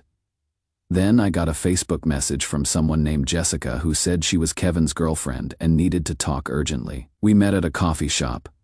She looked sick as she explained she had been dating Kevin for 6 months and just found out everything when police contacted her. Kevin had been borrowing money from her too, claiming it was for Leah's medical expenses. But she found evidence on his laptop showing thousands in gambling debts to online poker sites. That explained why he was desperate enough to steal from his dying sister's husband. The memorial service was scheduled for 3 weeks after Leah's death. Kevin insisted on attending even though half the family did not want him there. I hired an off-duty police officer to provide security just to keep things peaceful while still letting him say goodbye since legally I could not ban him from a public funeral home. During the service, Kevin got up to speak and started crying so hard he could not get words out. He collapsed back into his chair. Whether it was real grief for Leah or self-pity for getting caught, I could not tell. But seeing him there made me realize he had destroyed not just our relationship, but his connection to Leah's memory forever. Edit. Many people are asking about Leah's belongings. Kevin still has her phone and personal items. My attorney is working on getting them returned through the civil case, but it is a slow process. Edit 2. Yes, I am seeing a therapist starting next week. My insurance through work covers it. Several people recommended finding someone who specializes in grief and betrayal, which is good advice. Edit 3. Jessica provided screenshots of Kevin's gambling activity to the detective, which helps show motive for the fraud. She also confirmed he lied to her about where he was staying when he was supposed to be at the hospital. Update 2. It has been almost 3 months since Leah died. 2 months since I found out her brother let her die alone while pretending to be her to steal money from me. I need to write this update because things have moved forward, and I owe it to everyone who supported me to share what happened. 3 weeks ago, Detective Riordan called asking me to meet him at the district attorney's office downtown. I took the morning off work and drove there in my truck, still wearing my warehouse uniform. The prosecutor's office was on the 4th floor of a building that smelled like old paper. Riordan was waiting in the lobby with a thick folder. He led me to a conference room where a prosecutor was already sitting with stacks of papers. She introduced herself, but I forgot her name immediately because I was focused on what she was saying about Kevin's case. She explained they could charge him with fraud and identity theft based on the evidence. But she warned me most cases like this end in plea deals. The defendant agrees to probation and small restitution to avoid trial. She said trials are expensive and risky. Juries sometimes feel sorry for grieving family members even when they have done wrong things. Riordan nodded, but I could see he was not happy about it either. They would do their best, but I should not expect Kevin to serve real jail time. I left that meeting feeling like the legal system was just another disappointment. The next Tuesday, I forced myself to go to a grief support group at the hospital. Nicole had suggested it weeks ago, but I had been putting it off. The group met in a basement room with folding chairs in a circle and a coffee pot in the corner. There were 8 other people there, all at different stages of loss. As we went around sharing stories, I realized 3 others had dealt with family members who stole or lied during their loved one's illness. One woman's sister cleaned out their mother's bank account while she was in hospice. A man's brother sold their father's car before he was even buried. Hearing their stories made me feel less crazy for being angry at Kevin, on top of grieving Leah. We met every Tuesday, and slowly, I started looking forward to it, even though it meant reliving the pain each week. 2 weeks ago, I got a certified letter from an attorney representing Kevin. My hands shook opening it, expecting threats. Instead, it was an offer to return some of Leah's belongings in exchange for me dropping the criminal charges. The letter listed her jewelry box and photos and a few personal items, but made no mention of the money or her phone. I wanted to tear it up, but I needed those things back. They were all I had left of her. I called my legal aid attorney, who said I could not actually drop charges since the state was prosecuting, but I could write a letter saying I would not push for maximum penalties. We scheduled a meeting at Kevin's attorney's office for the following Monday. I barely slept the night before. The office was in a strip mall between a nail salon and a tax preparer. Kevin was already there when I arrived, sitting in a corner chair looking at his phone. He had lost weight and his clothes hung loose. His attorney did all the talking while Kevin stared at the floor. The attorney pushed a cardboard box across the table. I opened it to find Leah's jewelry box with her grandmother's ring still inside. A stack of photos from our wedding and vacations. Her favorite sweater that still smelled faintly of her perfume. Her reading glasses. I wanted to scream at Kevin to look at me, to explain how he could do this, but I just took the box and left without saying a word. That night, I went through everything slowly. At the bottom of the jewelry box I found Leah's journal that she had kept during her treatments. I never knew she was writing in it. The entries started hopeful, talking about beating the cancer and coming home. But as weeks passed, they got darker. She wrote about being scared at night when no one was there. She wondered if Kevin was really staying with her like he promised me. The last entry was 3 days before she died. It just said she felt so alone. I threw the journal across the room and punched a hole in the wall that I still have not fixed. The district attorney's office called last week with their decision. They are charging Kevin with 2 counts of fraud and 1 count of identity theft. The prosecutor explained abandonment was too hard to prove legally, even though we all know what he did. At least the fraud charges were solid.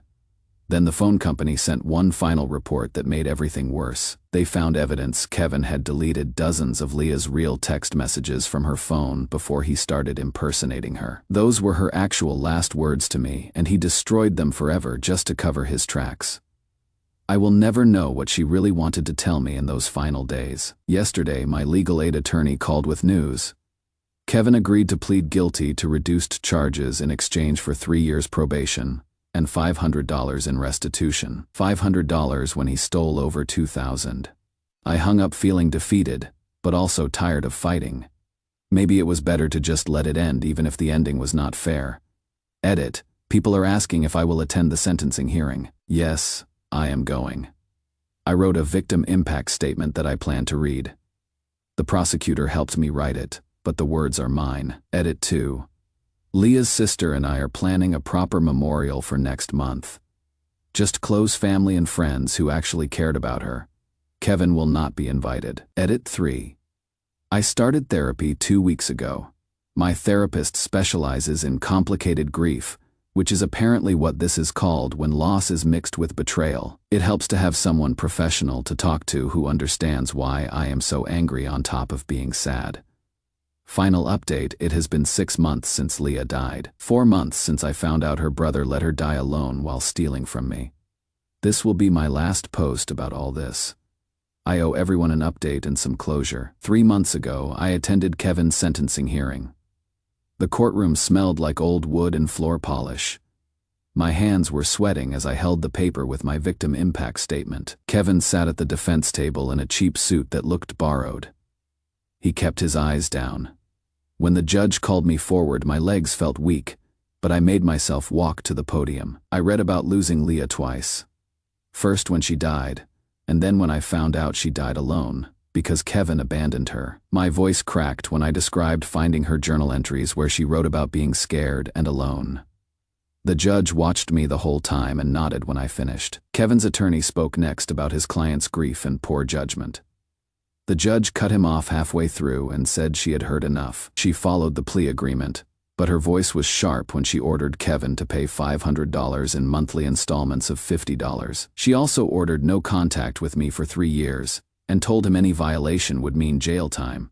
Kevin stood and mumbled something that was supposed to be an apology. He read from a note card without looking up once. The bailiff let him out.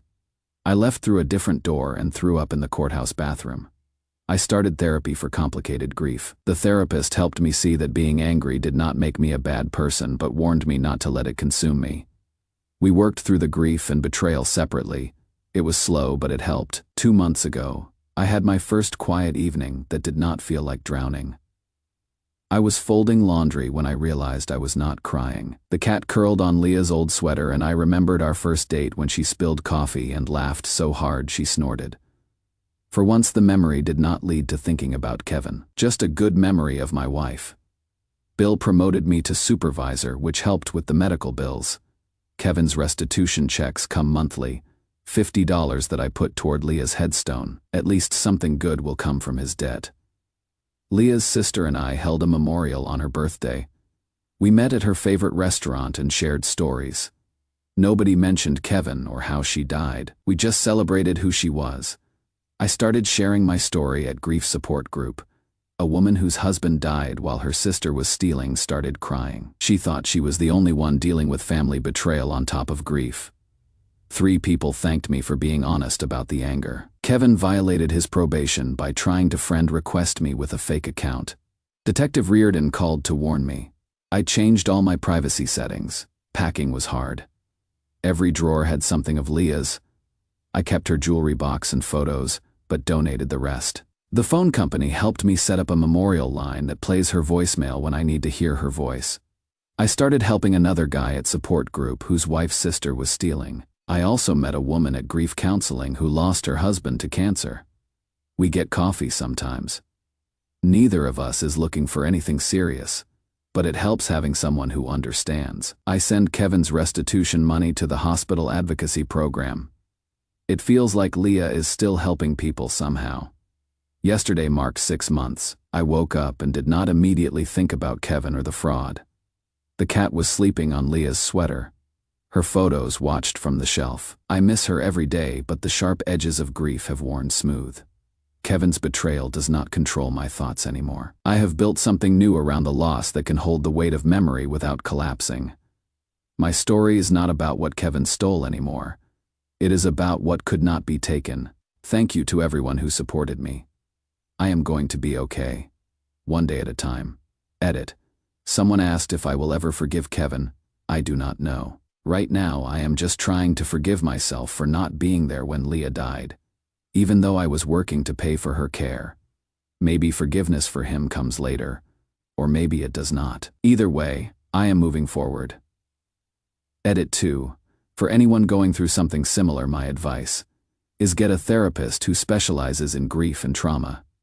Document everything if there is fraud involved. Protect yourself financially. And remember that how someone treats you says everything about them and nothing about your worth. Edit 3. Yes, I still go to the grief support group every Tuesday. It has become part of my routine, and I have met good people there who understand. Story 5. I 38M. Think my wife 35F is having an affair. I just heard her on the phone planning something terrible. My hands will not stop shaking. I don't even know where to start. My chest feels like it is caving in, and I have been sitting in this Walmart parking lot for 3 hours because I cannot face going home. Jessica and I have been married for 6 years. I thought we were happy. Sure, things have been a little distant lately. She has been working late, going out with friends more. But I figured it was just a rough patch. We all have them, right? I work in private security. It is boring stuff mostly. Risk assessments, corporate consulting. Jessica knows I used to be in the military, but I have never talked much about it. That life feels like a different person now. These days I am just a regular guy who likes craft beer and falls asleep watching Netflix. But tonight, God, I don't even know how to process this. She was supposed to be out with her book club. She was home scrolling through my phone when I got a security alert. Motion in our backyard. We have had some break-ins in the neighborhood, so I installed cameras last month.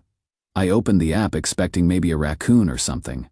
Instead, I see Jessica with a man I have never seen before. They are kissing under our porch light like teenagers.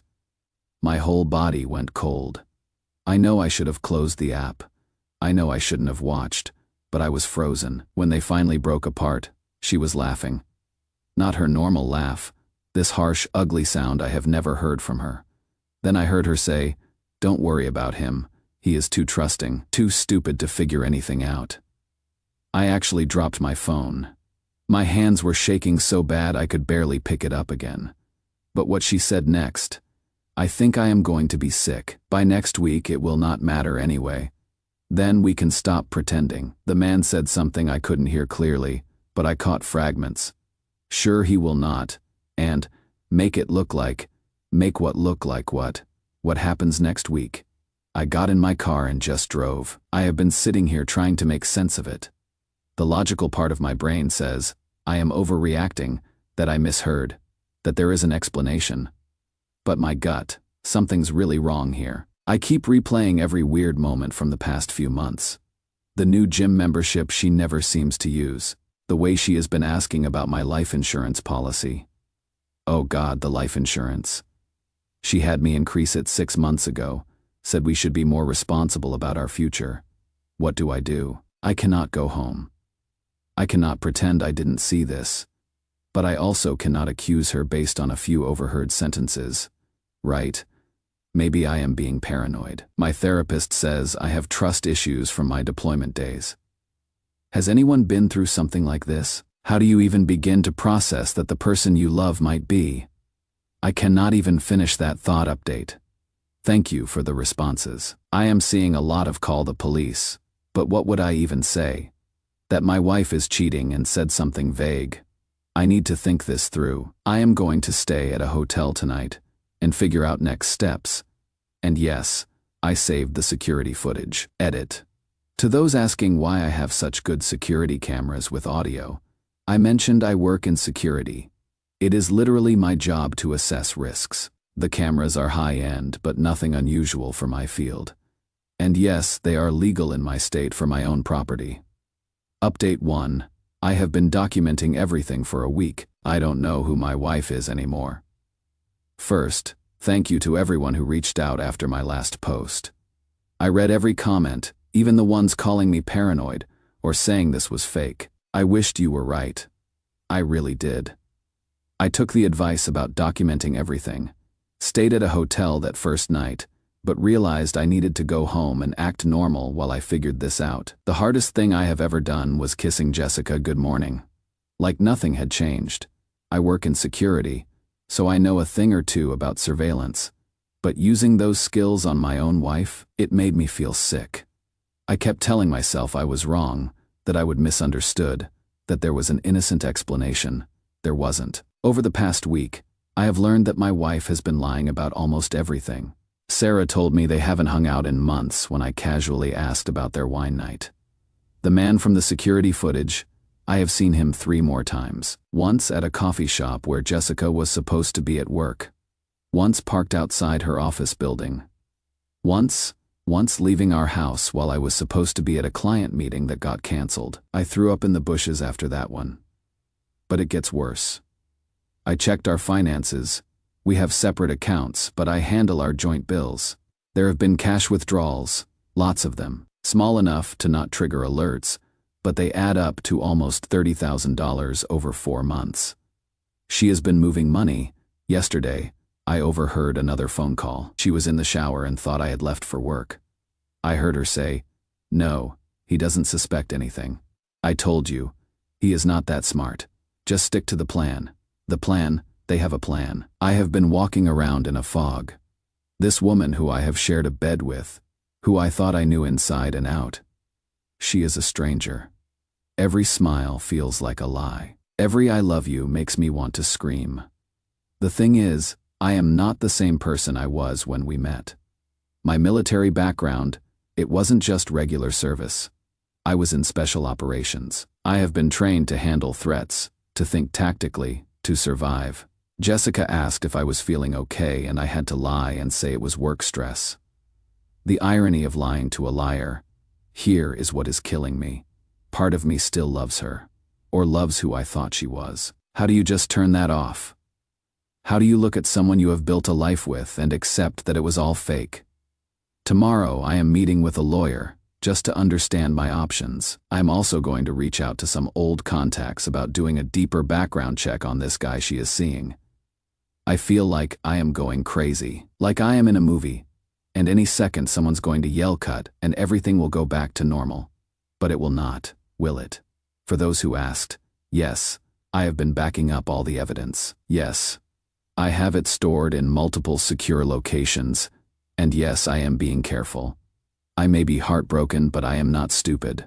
I am safe, but my entire life just fell apart. I am writing this from a hotel room with a beer I cannot bring myself to drink, and hands that finally stopped shaking about an hour ago. When I posted my last update, I was planning to meet with a lawyer on Monday. That meeting never happened. Everything went to hell Sunday night. Jessica had said she was going to her sister's for the day. Her sister lives 2 hours away, so I figured I had time to go through more of her things. I know snooping is wrong, but at this point, wrong was a luxury I couldn't afford. I found a second phone hidden in her craft supplies box. My blood ran cold. The texts on it were explicit, not just the affair stuff, though there was plenty of that. They were discussing me, discussing timing, discussing how to make it look natural. One text from him said, "The hiking accident is still the best option. He goes alone every other Saturday. I do go hiking alone. It is my decompression time," was another from her. "I cannot wait much longer. Every time he touches me, I want to throw up." I sat on our bedroom floor reading these messages about my own murder being planned. Like it was a grocery list. My wife of 6 years talking about my death like an inconvenience to schedule around. But the worst part, she had already filed for a massive life insurance claim increase. I was still sitting there in shock when I heard the front door. Jessica wasn't supposed to be home for hours. I barely had time to put everything back and get to the living room before she walked in. She looked different, harder, like she had dropped a mask she had been wearing. She said, "My heart was hammering, but I kept my face neutral," just like that. No emotion, like she was stating the weather. I should have denied it, played dumb, bought myself time, but I was so tired, so goddamn tired of pretending. "How long have you been planning to kill me, Jess?" She actually laughed. "Kill you, God. You are so dramatic. It was just a solution to a problem. A solution to a problem." That is what our marriage had become to her. The next part is a blur. She started talking, almost bragging. How her boyfriend, Marcus, his name was Marcus, had done this before. How they had targeted me because I seemed like an easy mark. How my military background was actually a plus, because it meant better life insurance. Not too bright, the kind of guy who believes in true love. Every word was like a knife, but I let her talk. Because while she was monologuing like a villain in a bad movie, she didn't notice I was recording everything on my phone. She told me I had 2 choices. I could die accidentally on next Saturday's hike, or I could kill myself before then. She actually said it would be cleaner if I did it myself. Save everyone the trouble. I asked her why she thought I would do either of those things. "Because you are weak," she said. "Because you will not want to live knowing how pathetic you are, that I never loved you, that every moment of our marriage was me counting down until I could be free."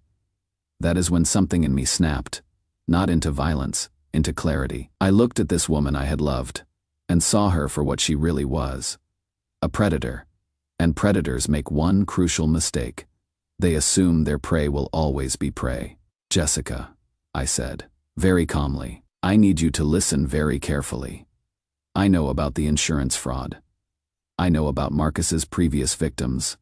I have recordings, documents, everything. I have already sent it all to the FBI, the police, and the insurance company. They are probably on their way here now. It was a bluff. I hadn't sent anything yet, but she didn't know that." The color drained from her face. "You are lying, am I? Do you really think a former Navy SEAL-trained sniper who now works in security wouldn't know how to protect himself?" I would never told her about the SEAL training. Never told her about my real role in the military. Her eyes went wide. "That is impossible. Your records." Marcus checked. "My real records are classified, the ones Marcus found. Those were my cover." She ran, literally turned and ran for the door. I let her go and immediately called 911, then sent all the evidence to every authority I could think of. They picked her up trying to empty our accounts at an ATM 6 hours later. Marcus was arrested at his motel. Turns out he was wanted in 2 other states for similar schemes. 2 men had died in accidents. I would have been the 3rd. I am in a hotel now because I cannot stand being in that house. My lawyer, I got one real quick after everything went down. Says the case is solid. Attempted murder, conspiracy, fraud. She is looking at serious time. But I am not celebrating. I am grieving. Grieving a marriage that never existed. Grieving the woman I thought I loved. Grieving the life I thought I had. To everyone who told me to be careful, to document everything, you might have saved my life. If I had confronted her without evidence, if I would let my emotions drive instead of my training, I don't think I would be here typing this. I don't know what comes next. Therapy, probably. A divorce lawyer. Maybe a new city. Definitely a long look at how I missed so many red flags.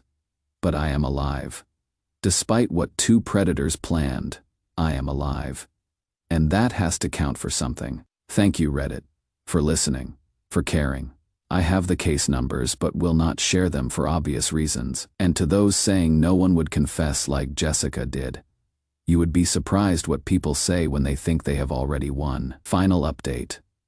1 year later, how I learned to live again. I wasn't planning to update again, but it has been exactly 1 year since my life imploded, and I felt like I owed the people who helped me through the darkest time in my life some closure. Also, I am in a much better place now, and wanted to share that recovery is possible, even when your whole world turns out to be a lie. First, the legal stuff. Jessica took a plea deal. 20 years, possibility of parole in 12. Her boyfriend Marcus got life without parole. Turns out there were 3 victims, not 2, and one was only 24 years old. Just a kid starting his life. The divorce was finalized 6 months ago. She tried to claim I was abusive, that I had threatened her, that she was the real victim. The recordings I made that night shut that down quick. I got the house, sold it immediately, couldn't stand being there, and most of our assets since they could prove she had been stealing from our joint accounts. But the legal victory felt hollow for a long time.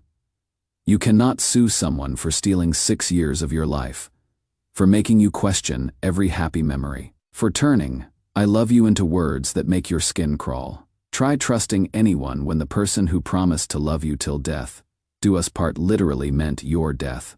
Trapped a counselor who specialized in betrayal trauma. Turns out there is a whole field for people like me, people who survived intimate partner violence, because that is what it was, even if she never laid a hand on me. I threw myself into work for a while, became the guy who was always available for overtime, always willing to take the difficult assignments. My boss finally had to force me to take vacation days. That vacation changed everything. I went hiking, alone, to the same trails Jessica and Marcus had planned to use for my accident. I know that sounds morbid, but I needed to reclaim that space, to prove they hadn't taken that from me too. On the trail, I met someone. Her name is Maria, and she was struggling with a twisted ankle about 3 miles from the trailhead. I helped her back down, and we talked the whole way. She was going through her own stuff, recent widow, trying to find herself again. We became hiking buddies, then friends, then more. I was terrified. Every time she smiled at me, part of my brain screamed that it was a mask. Every kind gesture felt like a potential trap. I was honest with her about my past. She Googled me anyway, and found the news stories. I understand if you want to run, I told her over coffee one day. I come with a lot of baggage. We all have baggage, she said. She has her own trust issues, and we both have days where the ghosts get too loud. But it is real. I know, because it is nothing like what I had with Jessica. With Jessica, everything was perfect on the surface. With Maria, we are both imperfect people trying to build something honest. She has seen me at my worst, panic attacks, nightmares, the whole 9 yards, and she is still here. I also found out something that gave me a strange kind of closure. Remember how Jessica said I was not too bright? Turns out she was counting on that. My old military reached out after seeing the news, told me something I never knew. My IQ tests from recruitment were in the genius range. They had recommended me for intelligence work, but I chose field operations instead. You were never dumb, he said. You just trusted the wrong person. That is not stupidity, that is humanity. I am not the same person I was a year ago. I am more cautious, definitely, but also stronger. I know now that I can survive betrayal, that I can look evil in the face and not break, that my instincts, when I listen to them, are worth trusting. To anyone reading this who sees red flags in their relationship, trust your gut. Document everything. Don't confront without backup. And remember, someone who truly loves you would never make you feel stupid for trusting them.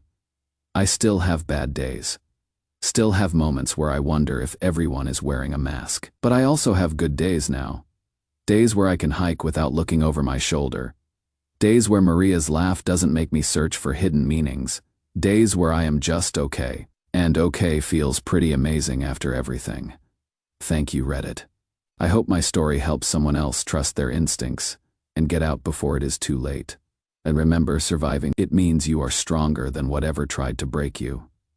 P.S. Maria says, "Hi." She has been reading over my shoulder with permission this time, and she wants you all to know that good people do exist. Sometimes you just have to go through hell to find them. We are planning a hiking trip to Yosemite next month. On trails with lots of witnesses, she jokes. Dark humor helps us both heal. Story 6. Am I wrong for being hostile and rusty at my friend's wedding after they ejected my girlfriend from the wedding and left early? I am still processing what happened this weekend and honestly questioning if I overreacted. But I am pretty angry about the whole situation. I was asked to be a groomsman in my college friend Marcus's wedding. When I RSVP'd, I indicated +1 for my girlfriend Sarah, who I have been with for over a year. We live together, share finances, and have talked about engagement. She has met Marcus and his now wife Jessica multiple times at group events, and they have always seemed to get along fine. 2 weeks before the wedding, I got a call from Marcus saying there had been a misunderstanding about +1s. He said they were only allowing married couples or engaged couples to bring dates because they wanted to keep it intimate and didn't want random people in their wedding photos who might not be around in a few years. But you know Sarah, I said. She is not some random person. We have been together over a year and you guys have hung out with us multiple times. I know, man, and we like Sarah, but we just decided to keep it to serious commitments only. You understand, right? I was annoyed but didn't want to make it into a big deal, so I said fine. Sarah was disappointed but said she understood if they were keeping it small and consistent. Flash forward to the wedding day. I am standing at the altar as a groomsman, looking out at the congregation, and I realize that literally every other person there has brought a date. Every single groomsman has his girlfriend sitting in the front row. Every bridesmaid's boyfriend is there. I see couples who have been dating for like 3 months sitting together. During the cocktail hour, I am talking to Jake, another groomsman, and his girlfriend Emma, who he has been with for 8 months. "Where is Sarah?" Emma asked. I was looking forward to seeing her again. "She wasn't invited," I said. "What? Why not?" "Apparently they are only allowing married or engaged couples." Emma looked confused and glanced around at all the other dating couples. "But that doesn't make any sense. Half the people here aren't married." That is when I started feeling really angry I had been lied to. This wasn't about keeping it intimate or only allowing serious couples. For some reason, Sarah specifically wasn't welcome, and they had made up this bullshit excuse to exclude her. The reception was even worse. I was seated at a table where I was literally the only single person. Everyone else was coupled up, including Marcus's cousin Brad, who brought some girl he would met on Tinder 2 weeks earlier. "Dude, where is your girlfriend?" Brad asked. I was excited to finally meet her. "She wasn't allowed to come," I said. "What do you mean not allowed?" "Marcus and Jessica told me only married or engaged couples could bring dates." Brad looked around the table at his Tinder date and the other random couples. "That is weird, man. Nobody told me that." I was starting to feel humiliated. People kept asking where Sarah was, and I had to keep explaining that she wasn't invited while sitting surrounded by couples who had been together for way less time than us. Then the real kicker happened. During dinner, Jessica's sister Amy came over to my table with this huge grin on her face. "Tom, I want you to meet someone," she said. "This is my friend Rachel. She just moved here from Portland and doesn't know anyone yet." Rachel was attractive and seemed nice enough, but I immediately realized what was happening. They had excluded my girlfriend so they could set me up with someone else. "It is nice to meet you," I said politely. "Amy's told me so much about you. Rachel said, sitting down in the empty chair next to me. She said you are single and new to the dating scene. Actually, I am not single, I said. I have a girlfriend. She just wasn't invited tonight. Amy's face fell. Oh, I thought. Marcus said you guys had broken up? No, we definitely haven't broken up. We live together. Rachel looked embarrassed. I am so sorry. I had no idea. Amy told me you were recently single and looking to meet someone. I looked at Amy. Why would you think Sarah and I broke up? I don't know. That is just what Jessica told me, Amy said, clearly flustered. The whole interaction was mortifying. Not only had they excluded Sarah, but they would actively told people we had broken up so they could set me up with someone else. Rachel quickly excused herself, and I don't blame her. She had been misled too. I was furious at this point. I finished my dinner in silence while everyone at my table made awkward small talk. As soon as the main course was cleared, I got up and went to find Marcus. I found him by the bar, laughing with some of his work friends. Marcus, can I talk to you for a minute? Of course, man. You having a good time? Actually, no. I need to know why you lied to me about the +1 situation. His smile faded.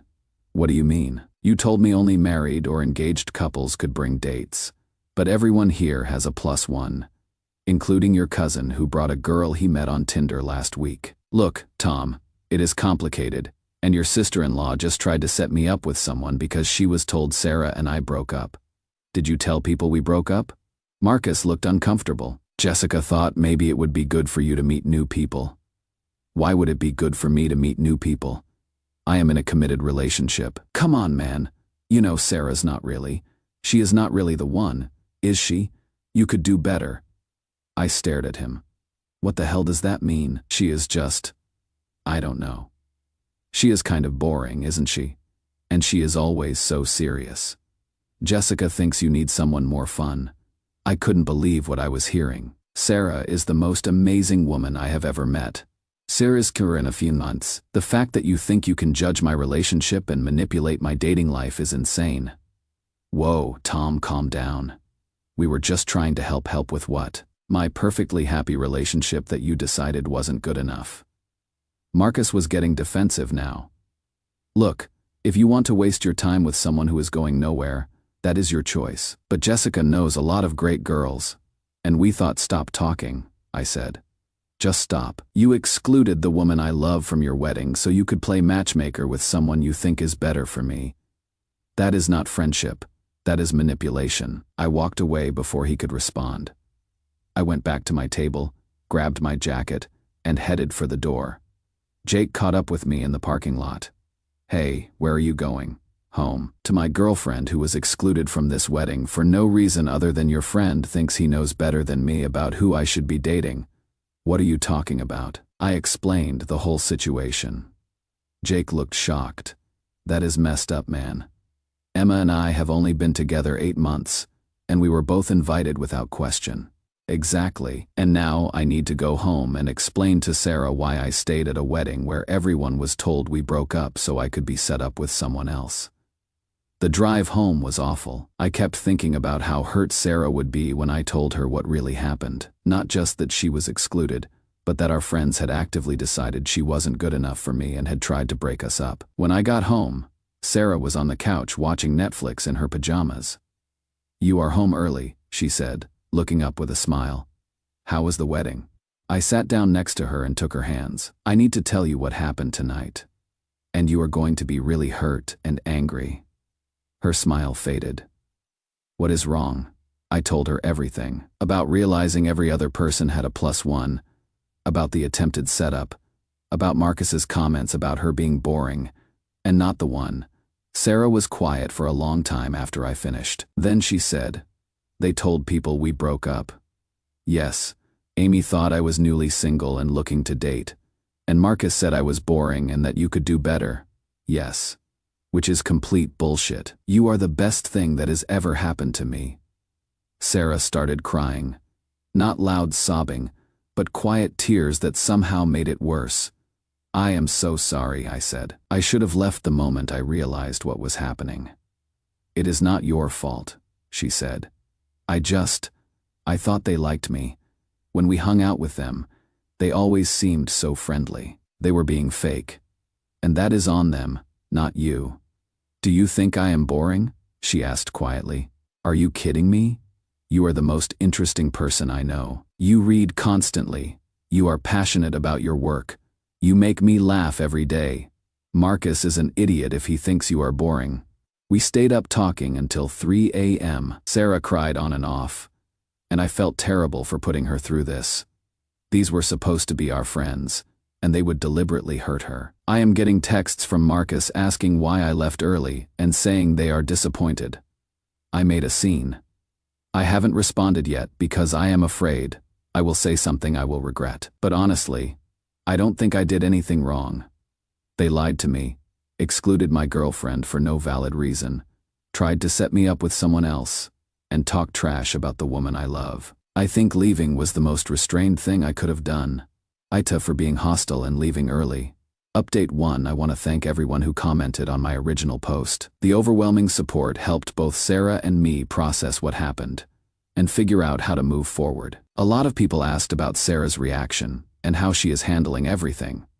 So I wanted to give an update on that and what has happened since. First, Sarah is doing better, but it has been rough. The morning after I told her what happened, she woke up really quiet and withdrawn. I found her in the kitchen making coffee, and she just looked exhausted. I keep thinking about all the times we hung out with them, she said. Was Jessica just being fake the whole time? Was she sitting there thinking about how boring I am? It broke my heart. Sarah is the kind of person who always assumes the best about people. She is never catty or judgmental, and finding out that people were talking about her behind her back really shook her. What if they are right? She asked. What if I am too boring for you? Stop, I said. Don't let them get in your head. There is nothing boring about you, but I could see the doubt creeping in. That is what made me angriest. Not just that they excluded her, but that they made her question herself. I decided I needed to do something to show her how I really feel. I had been planning to wait for our vacation next month to propose, but this seemed like the right moment to show her that their opinion means nothing to me. That afternoon, I took her to the park where we had our first date. I had been carrying the ring around for weeks, waiting for the perfect moment, but this felt more important than any planned romantic gesture. Sarah, I said, I need you to understand something. What Marcus and Jessica think about you doesn't matter to me at all. What matters is that I love you. I love your intelligence, your kindness, your sense of humor. I love that you read 3 books a month and then tell me about them over dinner. I love that you cry at animal rescue videos and donate to charities every month. I love that you remember everyone's birthdays and send handwritten cards. I got down on one knee right there on the park bench. I was going to wait until vacation to do this, but I cannot wait anymore. You are not too boring or too serious or not fun enough. You are perfect for me, and I want to spend the rest of my life with you. She said yes immediately, crying and laughing at the same time. It was so much better than any elaborate vacation proposal could have been. Are you sure? You are not just doing this because you feel bad about the wedding? She asked later. I have had this ring for 2 months, I said. I have been planning this since before Marcus's wedding was even scheduled. Their opinion didn't make me want to marry you. It just made me realize I didn't want to wait any longer to ask. The engagement has helped her confidence a lot. She has been showing off her ring to her coworkers and friends, and everyone is excited for us. It has reminded her that Marcus and Jessica's opinion is just 2 people out of hundreds who love and support our relationship. Now, about Marcus and Jessica. I have been getting increasingly angry texts from them. Marcus texted, "Dude, you completely overreacted at the wedding. Jessica is really upset that you made her look bad in front of her family." Jessica texted separately, "I cannot believe you are being so dramatic about this.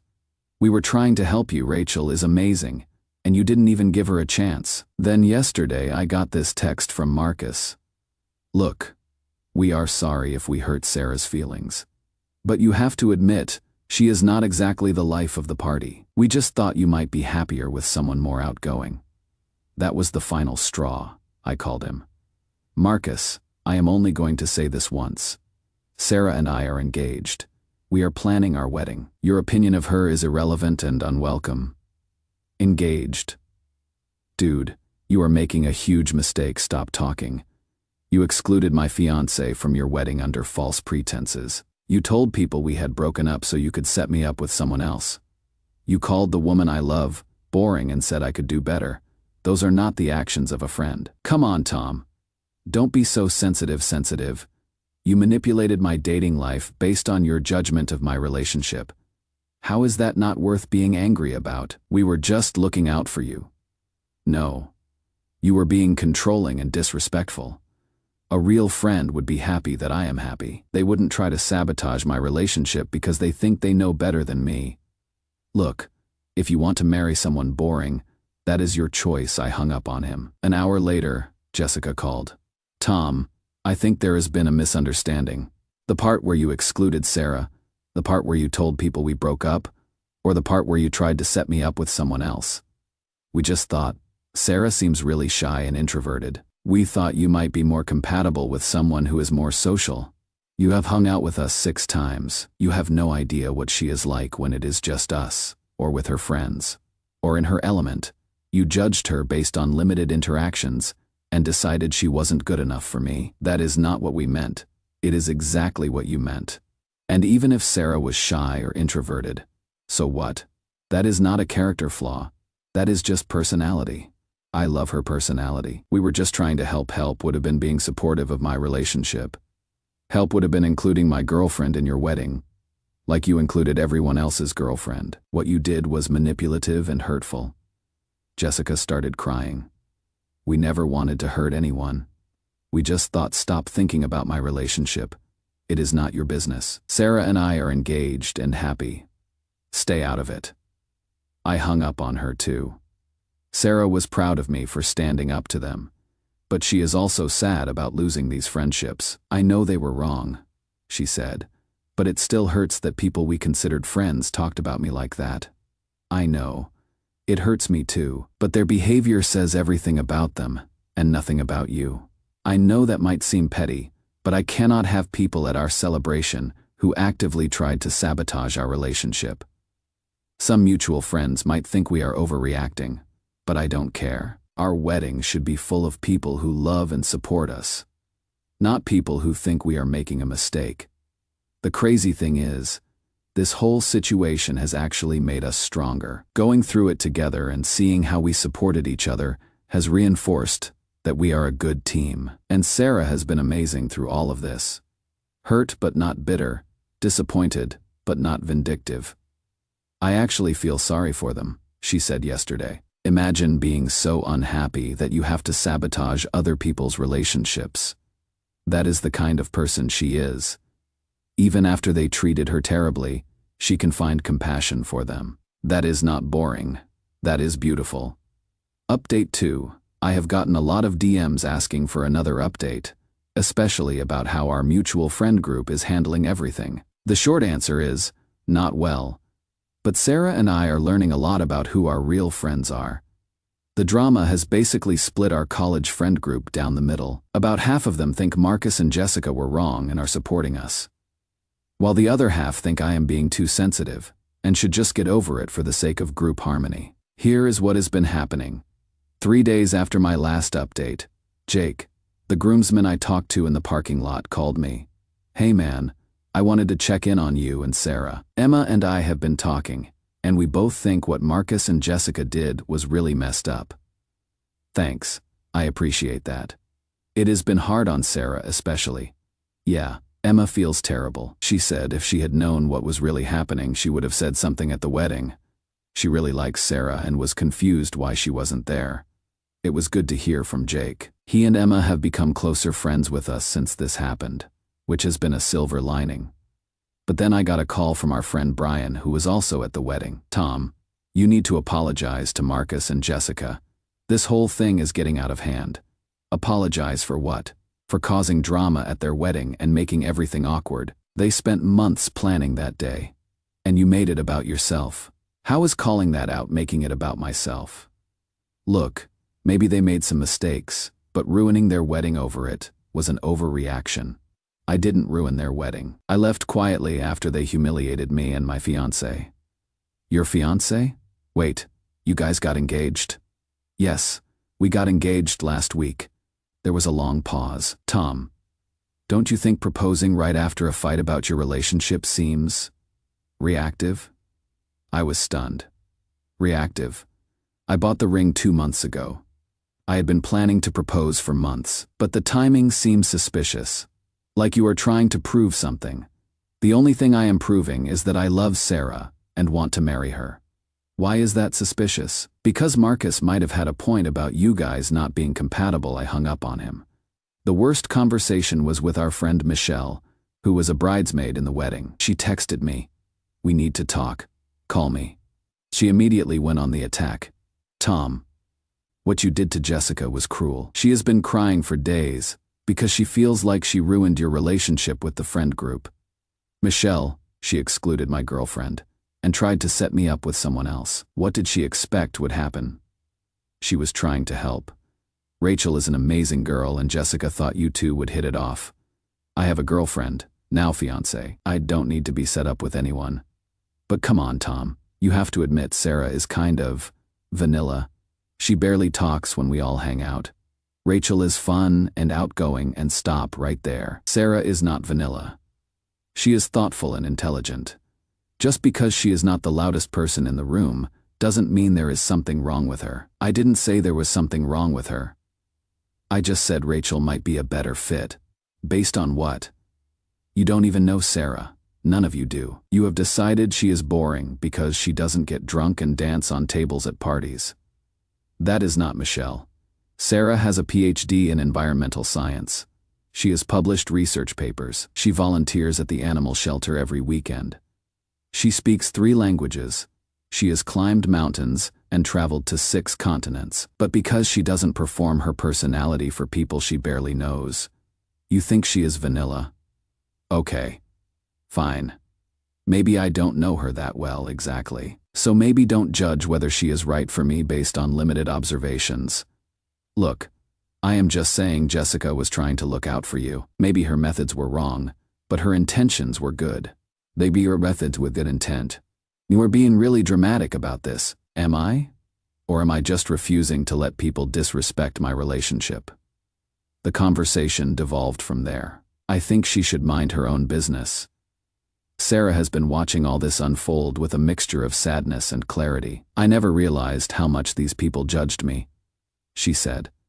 After I told her about Michelle's call, I always felt like I had to perform around them, but I thought that was just my social anxiety. Now I realize they were actually evaluating whether I was good enough for you. Their evaluation means nothing. I know that now. But it explains why I always felt uncomfortable at group events. I was picking up on their judgment subconsciously. We made a few decisions based on all this feedback from our friends. First, we will not invite Marcus, Jessica, Brian, or Michelle to the wedding. Jake and Emma are still invited because they are really supportive of us. Next, we will withdraw from our larger group of friends. We will still hang out with people who respect our relationship.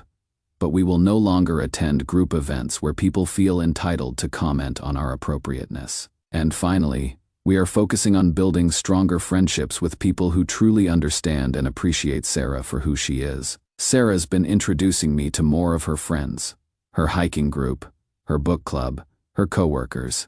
And they are all amazing people who immediately understood what I love about her. It has been eye-opening to see her in environments where she is comfortable and valued. I think I have been settling for friendships where I felt tolerated rather than appreciated, she said. This whole situation has made me realize I deserve better. She is absolutely right. We both deserve friends who celebrate our relationship instead of trying to fix it. The hardest part has been watching Sarah process the realization that people she considered friends were talking about her behind her back. She is not bitter about it, but she is definitely more guarded now. I keep thinking about all the times Jessica would compliment my outfits or ask about my work, she said. Was she being fake the whole time? Or did she genuinely like me before deciding I wasn't right for you? I don't think Jessica is a bad person, I said. I think she got it in her head that she knew what was best for me and couldn't see past her own biases. That almost makes it worse. At least if she hated me from the beginning, it would make sense. But thinking she liked me and then decided I wasn't good enough, that hurts more. We have been talking about this a lot in the past week. Sarah's been working through her feelings with a therapist, which has been really helpful. She is realizing that she has spent a lot of her life trying to make herself smaller to fit other people's expectations. I think I have been apologizing for my personality my whole life. She told me yesterday, always worried that I am too quiet or too serious or too intellectual. But you love those things about me. I love everything about you. Your quiet strength, your thoughtfulness, your passion for learning. Those aren't flaws to overcome. They are gifts. The engagement has been a bright spot through all this drama. Sarah is excited about wedding planning, and we have been having fun looking at venues and talking about what we want our day to look like. I want our wedding to be the opposite of Marcus and Jessica's, she said. No hidden agendas, no manipulation, no judging people's relationships, just celebrating love and commitment with people who support us. We are planning a smaller wedding than we originally thought, but it will be more meaningful, with only people who genuinely care about us there. Looking back, I am almost grateful this happened. It forced us to examine our friendships and realize that quantity doesn't matter as much as quality. We are building a life together, and we need people around us who support that life, not people who think they know better than we do about what makes us happy. Final update: it has been 6 weeks since the original wedding incident, and I wanted to give one final update because so many people have been following our story and asking how we are doing. The short answer is, we are doing great. Better than great. Actually, this whole experience, as painful as it was, has brought Sarah and me closer together and helped us build a stronger foundation for our marriage. First, the wedding planning. We have booked our venue, a small botanical garden that seats about 75 people. It is intimate, beautiful, and perfect for us. Sarah lit up when we walked through it together, and I knew immediately it was the right choice. It is so peaceful here, she said, standing in the middle of the garden surrounded by flowers. I can actually picture us getting married here. We are planning for next fall, which gives us plenty of time to do it right without rushing. Sarah's been having fun with the planning process, and it has been amazing watching her get excited about details. She is not a high-maintenance bride, but she has specific ideas about what she wants, and I love seeing her personality come through in the choices we are making. We have also finalized our guest list, and it has been illuminating. Once we cut out the people who don't support our relationship, we realized how many amazing people we do have in our lives. Sarah's family adores me. My family loves her, and our real friends are genuinely excited for us. Jake and Emma are both in our wedding party now. Jake is one of my groomsmen, and Emma is one of Sarah's bridesmaids. It is nice having friends who knew us through this whole drama and chose to support us. I keep thinking about how differently that wedding would have gone if Marcus and Jessica had just been honest from the beginning. Jake said when we were discussing bachelor party plans. Like, if they had just said they didn't like Sarah instead of making up lies about +1s, it would have been hurtful. But at least it would have been honest. I agreed. We have also gotten closer with some of Sarah's friends who I didn't know well before. Her hiking group has basically adopted me, and I have started joining them on weekend trails. Turns out Sarah is kind of a badass in the outdoors. Seeing her in her element has made me fall in love with her all over again. You see a completely different side of her when she is hiking, her friend Maya told me. She is confident and decisive and funny. I never understood why your old friends thought she was boring. Neither do I. But I am grateful for the revelation, because it has helped me understand how much I was undervaluing Sarah in those social situations. As for Marcus and Jessica, I heard through the grapevine that they are still confused about why I am holding a grudge. According to Michelle, who I am no longer speaking to, they think I overreacted, and that time will heal everything. They are wrong. This isn't a grudge. It is a boundary. I don't hate them, but I don't trust them anymore. They showed me who they are when they thought they knew better than me about my own relationship. That is not something I can just forget. Brian reached out last week with a half-hearted attempt at mediation. Look, I think everyone made mistakes here. Maybe we could all sit down and talk it out. Brian, There is nothing to talk out. They excluded my fiancé from their wedding and tried to break us up. That is not a miscommunication or a mistake. That is a deliberate choice. I am not interested in maintaining friendships with people who don't respect my relationship. Come on, Tom. We have all been friends since college. Don't throw that away over one incident. I am not throwing anything away. I am protecting my marriage.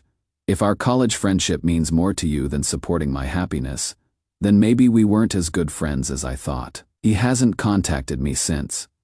The most important development is how much stronger Sarah and I have become as a couple. Going through this together and seeing how we handled conflict and supported each other has been like a preview of marriage. We are a good team. Sarah has also gained a lot of confidence through this experience. She has been more assertive at work, more selective about social commitments, and more vocal about her needs in our relationship. I think I spent a lot of my life trying to make myself acceptable to people who were never going to appreciate me anyway. She told me. This situation taught me that I don't need to audition for friendship or love.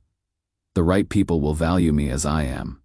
She is absolutely right, and watching her come into her own has been incredible. We have also had some deep conversations about what we want our marriage to look like. We have talked about how to handle future conflicts with friends or family, how to protect our relationship from outside interference, and how to make sure we are always putting each other first. I want us to be the kind of couple that other people look up to, Sarah said. Not because we are perfect, but because we are committed to each other, and we don't let other people's opinions affect how we treat each other. That is exactly what I want too. Looking back, I am actually grateful this happened before our wedding instead of after. It taught us important lessons about loyalty, boundaries, and choosing each other. It also helped us identify who our real friends are before we started building our married life. We are not naive enough to think we will never face challenges or conflicts with friends and family again. But we know now that we can handle whatever comes our way as long as we are united. The most beautiful part of this whole experience has been watching Sarah bloom. She has always been amazing, but now she knows it too. She has started a blog about environmental conservation that is gaining a real following. She is taking leadership roles in her hiking group. She is even considering going back to school for a second degree in something she is passionate about. You make me feel like I can do anything, she told me last night. That is because you can do anything. I am just the one who gets to watch and cheer you on. Our engagement party is next month, and it is going to be perfect because it will be full of people who love us and want us to succeed. No hidden agendas, no judgment, no manipulation, just celebration. Do anyone be in a similar situation? Trust your instincts about how people treat your partner. If someone doesn't respect your relationship, they don't respect you. It is okay to set boundaries and distance yourself from people who try to interfere in your happiness. Even if they are old friends, your partner should feel safe and valued by the people in your life. If they don't, that is a problem worth addressing, even if it is uncomfortable. Sarah and I are getting married in 11 months, and I couldn't be more excited. We are building a life together based on mutual respect, genuine love, and unwavering support for each other. That is worth more than any friendship that requires us to compromise those values. The future looks bright, and we are facing it together. Story 7. My girlfriend called me ugly in front of her friends and dumped me at a restaurant, leaving me to pay for the dinner. As she walked away, she loudly said, "A guy like you should be grateful. I even dated you." I smiled and calmly waited. This morning, my phone blew up with 13 missed calls. You guys, I am still processing what happened last weekend. I keep replaying it in my head and wondering if I somehow imagined the whole thing. But nope, my maxed out credit card and the empty pizza boxes on my counter confirm it was very real. For context, I had been with Jessica for 8 months. 8 months of what I thought was a solid relationship. We had our routine down. Sunday morning coffee runs, awkward family barbecues, even that pottery class she insisted. We try where I made what looked like a deformed ashtray. Things weren't perfect between us. Are they ever? But I thought we were building something real. We had talked about maybe taking a trip together this summer. She had these little habits that I found endearing, like how she would steal my hoodies and return them smelling like her perfume, or how she would text me random thoughts throughout the day. But looking back, There were these moments. Stuff like that shirt makes you look heavier, or have you thought about going to the gym more? I always brushed it off as her being honest with me. God, past me was such a pushover. So last Friday, Jessica texted me about this dinner with some of her college friends. She would never really included me in her friend group before, always saying they were drama and I wouldn't like them. So when she invited me, I was actually excited. I thought it meant we were getting more serious. I even went shopping for a new button-down shirt, which destroyed my budget, and spent way too much time getting ready. I am talking about using the good cologne, the whole 9 yards. I get to this upscale restaurant downtown, the kind where they don't list prices on the menu and the portions could fit in a shot glass. Red flag number 1. But I was too excited to notice. Jessica's already there with 2 of her friends, Madison and Chloe. The moment I walk up, there is this weird energy. Jessica barely looks up from her phone when I approach the table. Just this half-hearted, "Oh, you made it without even standing up." I sit down and she immediately looks at my outfit and goes, "Really? That is what you chose?" Not quietly either. Her friends exchange this look, and I immediately feel my face getting hot. For the record, I was wearing a navy blue button-down that I thought looked decent. Nothing crazy or inappropriate. I try to laugh it off like, should I have worn a tux? But she just shrugs and says they already ordered appetizers without me. Cool. The next hour is basically Jessica and her friends talking about people I don't know while I sit there like a decoration. Whenever I try to join the conversation, Jessica either talks over me or explains why I am wrong about whatever I just said. At one point, I mentioned something about a project at work, and Jessica interrupts with, "He doesn't really understand how corporate environments work," with this dismissive wave. Like my job in its support isn't real work. I have been there for 4 years and just got promoted to senior tech. I am sitting there getting more uncomfortable, wondering if Jessica's always been this condescending and I just never noticed, or if she is showing off for her friends. Either way, it sucked. Then Madison asks how we met, and I start telling the story about how we matched on a dating app and had this great first date at a bookstore cafe. Jessica cuts me off mid-sentence and says, "Yeah, I was feeling charitable that week. Figured I would give the nice guy a chance." Then she laughs. You guys, my stomach literally dropped. That is not even close to how it happened. She had been the one messaging me first, asking about a book in my profile picture. She seemed genuinely interested in getting to know me. I excuse myself to the bathroom, mostly so I don't lose it in front of them. I am in the stall trying to figure out what the hell is happening when I get a notification that Jessica just posted on Instagram. A selfie with her friends captioned "Girls' Night Out." Like I am not even there. My friend Mike calls me right then, but I send him to voicemail because I don't want these women to hear me having a breakdown in the bathroom. I splash some water on my face and give myself this pathetic pep talk in the mirror about getting through dinner with whatever dignity I have left. When I get back to the table, they are all laughing about something but stop when I sit down. Great. The waiter brings our main courses, and Jessica keeps making these comments about my food choice. I ordered the salmon, which wasn't even the most expensive thing on the menu, and she keeps saying stuff like, trying to impress someone. And that is ambitious for someone on your salary. Each comment feels like a paper cut, and they are adding up fast. Then Chloe asks Jessica about some marketing campaign she is supposedly working on, and Jessica launches into this whole story about how she is basically running this huge client account, and her team is crushing their targets. Something clicks in my brain. Just the week before, Jessica had been complaining about how her boss never gives her real responsibilities, and she is stuck doing data entry and coffee runs. Now, suddenly she is leading campaigns. Then the bill comes. The waiter sets it on the table, and Jessica picks it up, looks at it for about 2 seconds, then slides it across to me. I think she is just showing me the total. But then she says, "And I will never forget this." You know what? I don't think this is working. I stare at her, waiting for the punchline. There isn't one. I have been trying to make this work, but honestly, you are just not attractive enough for me anymore. I think we should break up, in the middle of a restaurant in front of her friends. After 8 months together. Who does that? I am completely blindsided. Are you serious right now? This is how you want to do this." She stands up, grabs her purse, and says the words that are burned into my memory. "A guy like you should be grateful. I even dated you this long. You are not exactly a catch." Then she and her friends just left. They walked out together, laughing, leaving me sitting there with a $280 bill for food I barely touched, and drinks I didn't order. The waiter came over with this look of pity that made everything 10 times worse. I paid the bill with my credit card, which I am still paying off, and somehow made it to my car without completely falling apart.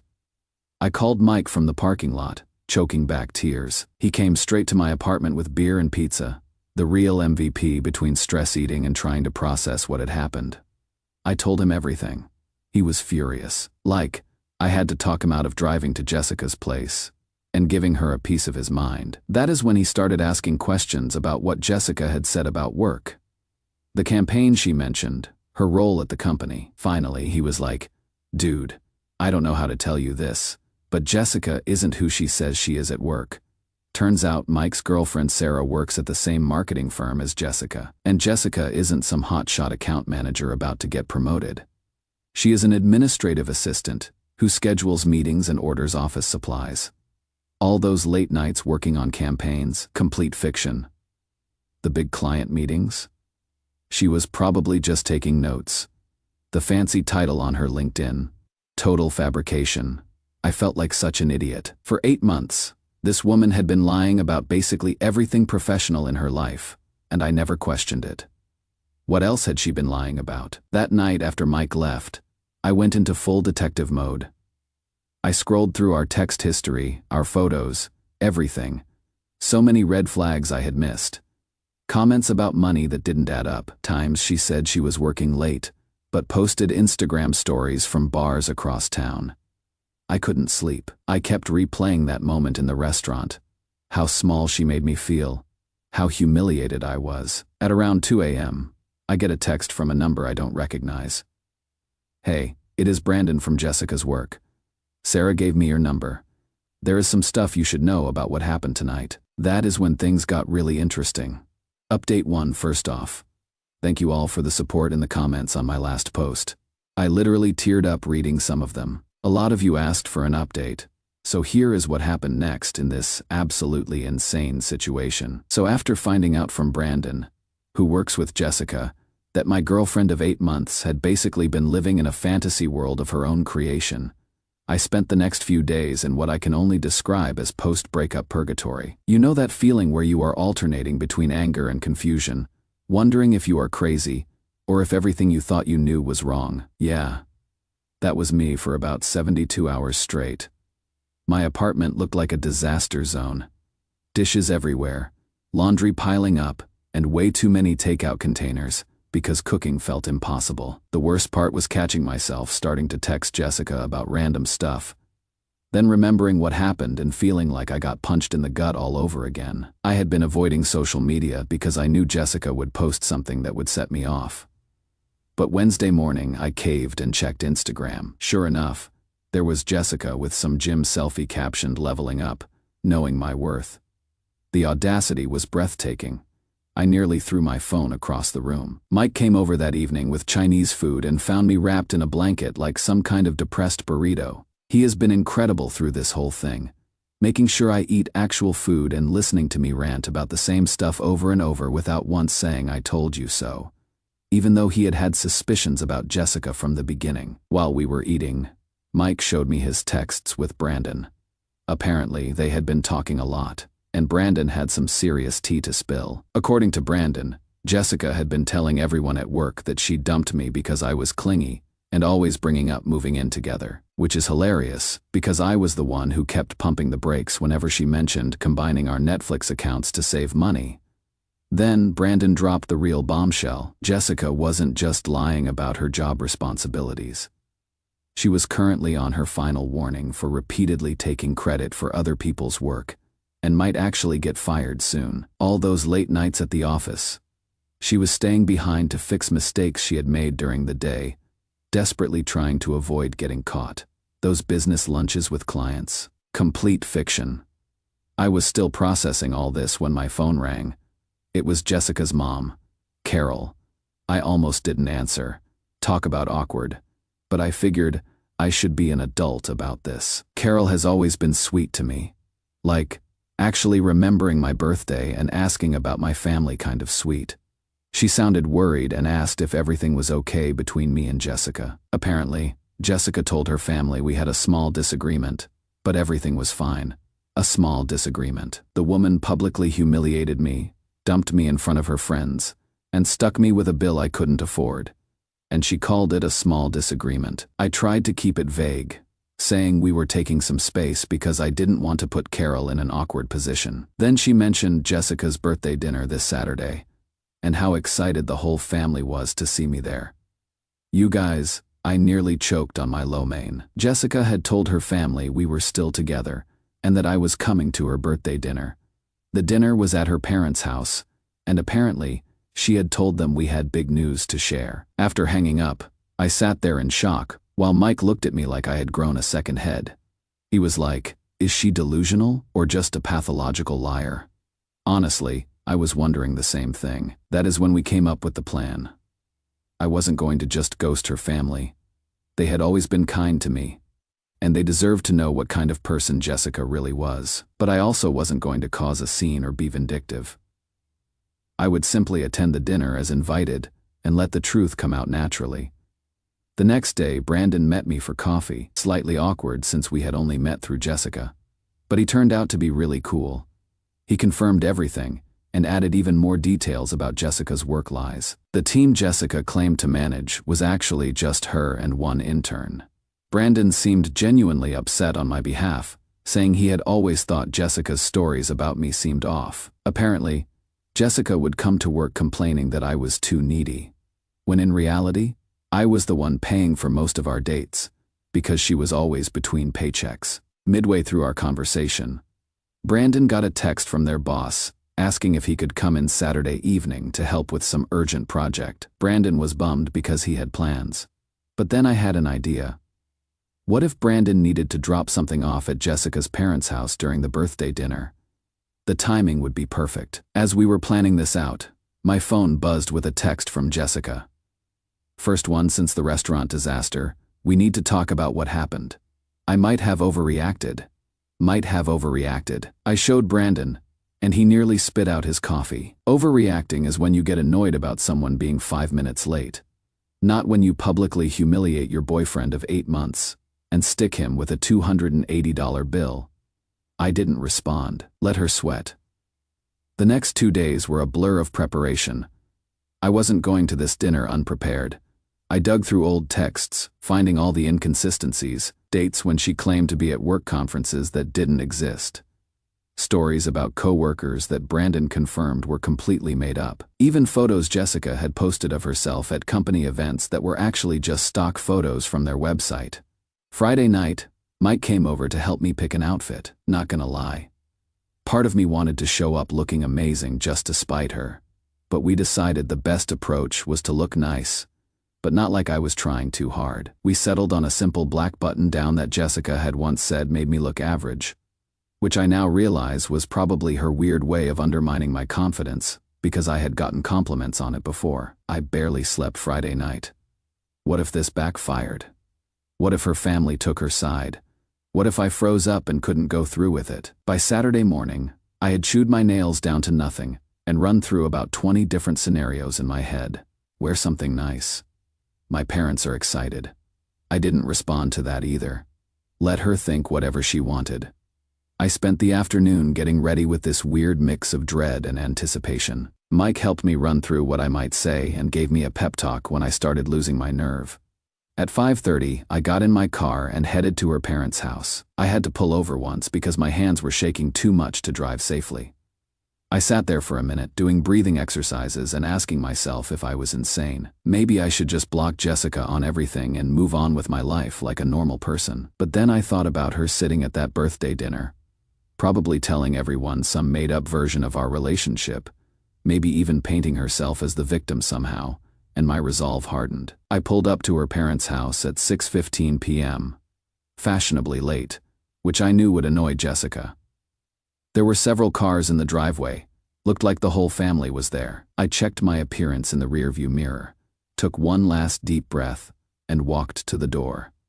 Jessica's dad opened it with a big smile and a hug, welcoming me inside. The house smelled like Carol's famous pot roast, and for a second, I felt a pang of sadness. I genuinely liked Jessica's family, and this would probably be the last time I would see them. I rounded the corner into the living room, and there was Jessica, wineglass in hand. Mid-laugh at something, her cousin said. She froze when she saw me, clearly not expecting me to actually show up, despite what she had told her family. The look on her face was priceless. For a split second, panic flashed across her features before she composed herself and came over with this fake smile. She gave me a stiff hug and whispered, "You actually came. We need to talk privately." I just smiled and said loud enough for everyone to hear that I wouldn't miss her birthday for anything, especially since she had been telling everyone we had big news to share. The color drained from her face. Her dad started joking about finally getting grandkids, but Carol called out that dinner was ready and everyone needed to sit down. As we all took our seats around the dining table, with Jessica nervously watching my every move, my phone buzzed with a text from Brandon, "On my way, 15 minutes out." Jessica leaned over and hissed, "What are you doing here?" I thought after the restaurant. I just smiled sweetly and said, loud enough for everyone to hear, "Oh, I wouldn't miss the chance to tell your family about what happened at that restaurant." Jessica, I am sure they would love to hear that story. The look of absolute panic on her face as Carol started bringing out the food. Worth every second of anxiety it took to get there. Game on. Update 2. I am finally ready to share what happened at Jessica's birthday dinner. Sorry for the delay. I needed some time to process everything that went down. Plus, I have been dealing with some family stuff. Where did we leave off? Right. Me sitting at the dinner table with Jessica's family while she panicked about what I might say. So there I was, surrounded by Jessica's family, her parents Carol and Tom, her sister Emma, her grandpa Joe, and 2 cousins whose names I always mixed up. The table was loaded with Carol's famous pot roast, those incredible mashed potatoes I had been dreaming about, and a salad that nobody was going to touch, but everyone would politely acknowledge. The first 20 minutes were peak awkwardness. Jessica kept trying to control the conversation while shooting me these warning glances. I just smiled and passed the bread rolls, enjoying the way her left eye twitched every time I opened my mouth. Petty, maybe, satisfying. Absolutely. Carol kept the conversation flowing, bless her. She asked about my family, my job, the usual small talk. When she mentioned how proud they all were of Jessica's big promotion, I nearly choked on my water. I glanced at Jessica, whose face had gone the exact shade of the beets on the table. Jessica jumped in, talking about how her team was crushing their targets and how her boss was basically grooming her for senior management. I just nodded along, watching her dig herself deeper with each word. Tom, who has always been the quiet type, suddenly asked Jessica about the Henderson account. Apparently Jessica had been telling her dad about some huge campaign she was supposedly leading. Jessica's answer was so vague it could have been a horoscope. Something about leveraging synergies and optimizing brand engagement that meant absolutely nothing. Emma caught my eye across the table. She has always been the skeptical one in the family, the type to Google facts during arguments and call people out on their nonsense. She raised an eyebrow at me like, "Is she for real right now?" That is when Carol brought up our future.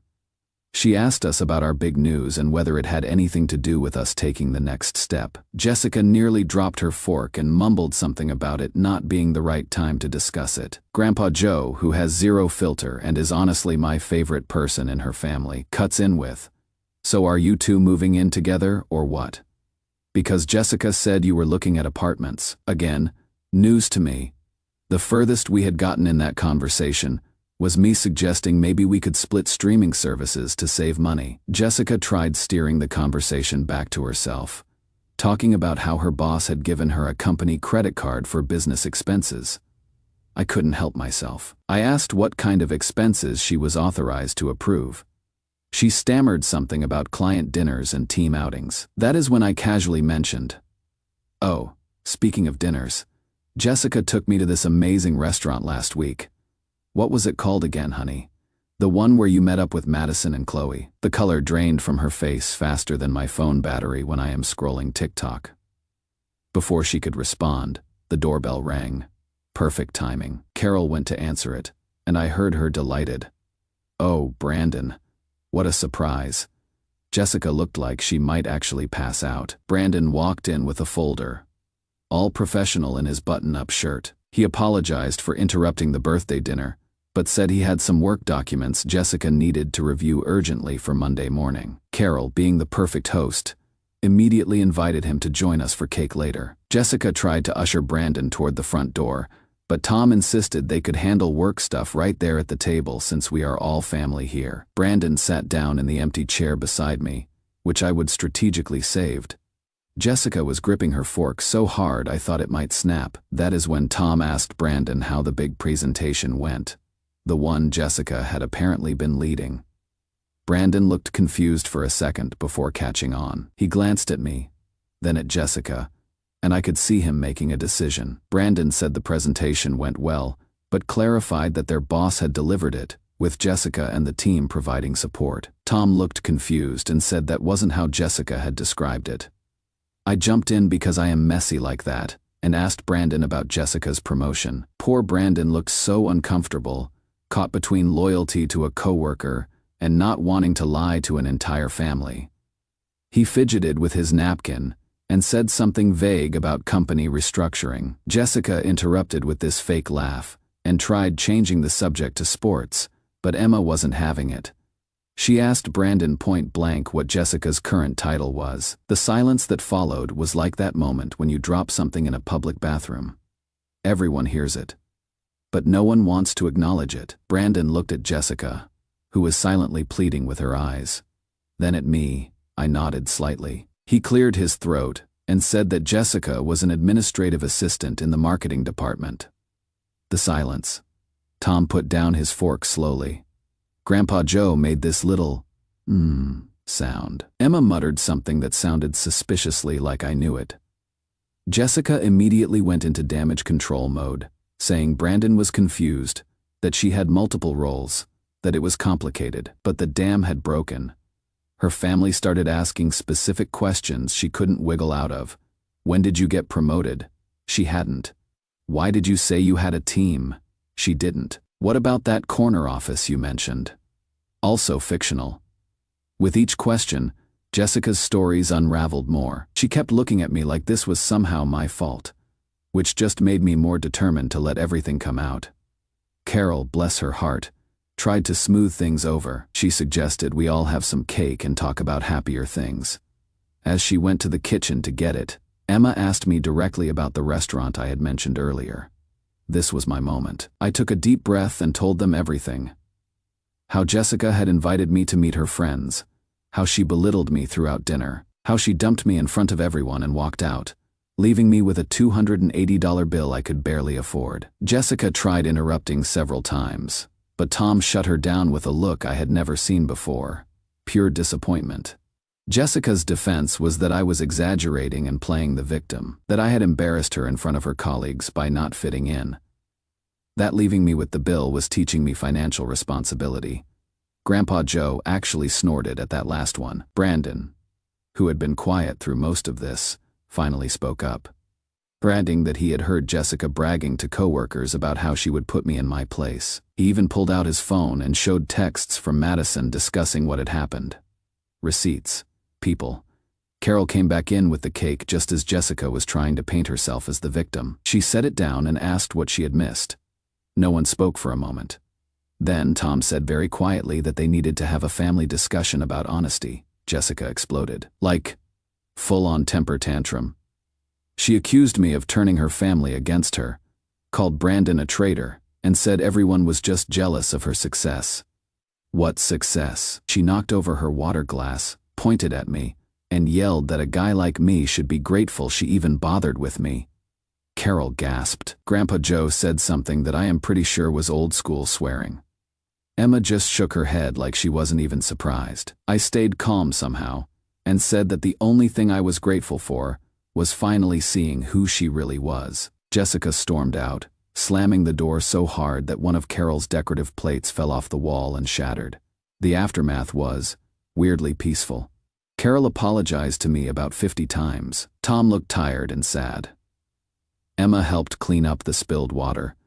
Brandon apologized for his part in the awkwardness, but said he couldn't stand by while Jessica lied to everyone. Then the strangest thing happened. Instead of asking me to leave, they insisted I stay for cake. We all sat there. Jessica's ex-boyfriend, her co-worker, and her family, eating birthday cake without the birthday girl. In any other situation, it would have been the most awkward thing ever, but somehow it wasn't after cake. I helped Carol clean up in the kitchen. She kept apologizing and saying she had no idea Jessica had been lying about so much. She seemed genuinely heartbroken, not just about what she had done to me, but about who her daughter had become. I felt terrible for her. No parent wants to realize their kid is, well, kind of awful. She asked me quietly if there had been warning signs, and I admitted that looking back, there were red flags I had ignored, because I wanted to believe the best about her. When I was getting ready to leave, Tom pulled me aside. He thanked me for my honesty and apologized for what his daughter had done. He seemed so defeated, like he was trying to figure out where they had gone wrong in raising her. I assured him it wasn't their fault. Jessica had made her own choices. Brandon offered to walk me to my car, probably sensing I needed a moment to process everything. As we walked down the driveway, he mentioned that Jessica had been having problems at work for months, taking credit for other people's ideas, lying about her contributions, even fabricating emails from clients. She was actually on her final warning before potential termination. Suddenly, Jessica's desperate need to appear successful made a twisted kind of sense. Her whole identity was built on this fake image of achievement and status. When I thought about it that way, I almost felt sorry for her. Almost. I thanked Brandon for backing me up and drove home in a weird state of emotional exhaustion mixed with relief, like when you finally take off shoes that have been pinching your feet all day. When I got home, I had 3 missed calls from Mike wanting updates. I was about to call him back when my phone buzzed with a text from Jessica. "You have ruined everything. This isn't over." I didn't respond, just blocked her number and made myself some tea. I should have been scared or upset, but honestly, I just felt tired, and maybe a little proud of myself for standing up to her. I thought that was the end of it. I really did. But this morning my phone blew up with 13 missed calls from Jessica's mom, her sister Brandon, and several numbers I didn't recognize. Something had happened overnight, and based on the increasingly frantic voicemails, Jessica had completely lost it. Final update: I am finally ready to explain those 13 missed calls. Thanks for being patient while I processed everything that happened. I woke up Sunday morning after the birthday dinner disaster to find my phone exploding with calls from Jessica's family and Brandon. At first, I legitimately thought someone had died or something. My stomach did that awful dropping thing as I scrolled through the notifications. 5 missed calls from Carol, 3 from Emma, 2 from Brandon, and 3 from numbers I didn't recognize. I called Carol back first because she seemed the most worried based on her voicemails, which were just variations of "please call me as soon as you can." She picked up on the first ring, sounding exhausted. Apparently, after Jessica stormed out of the birthday dinner, she had gone on a complete bender. She had shown up at her ex-boyfriend's apartment at like 2 a.m., drunk and ranting about how I had ruined her life. The ex, who I didn't even know existed until that moment, was understandably freaked out and called Emma, who had to go pick her up. But that wasn't all. Jessica had also spent the night sending unhinged messages to practically everyone we knew. She had texted Brandon threatening to get him fired for betraying her. Good luck with that when you are about to get fired yourself.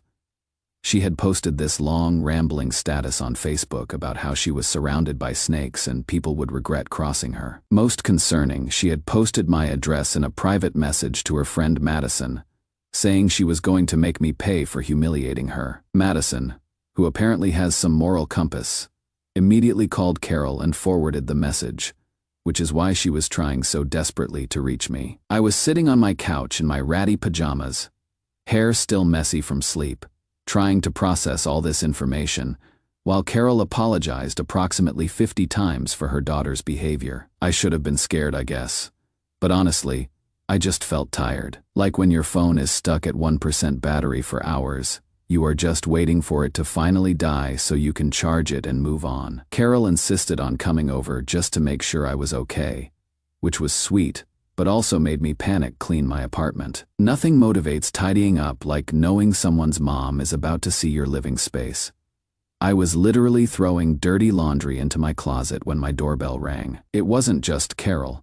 Emma was with her too.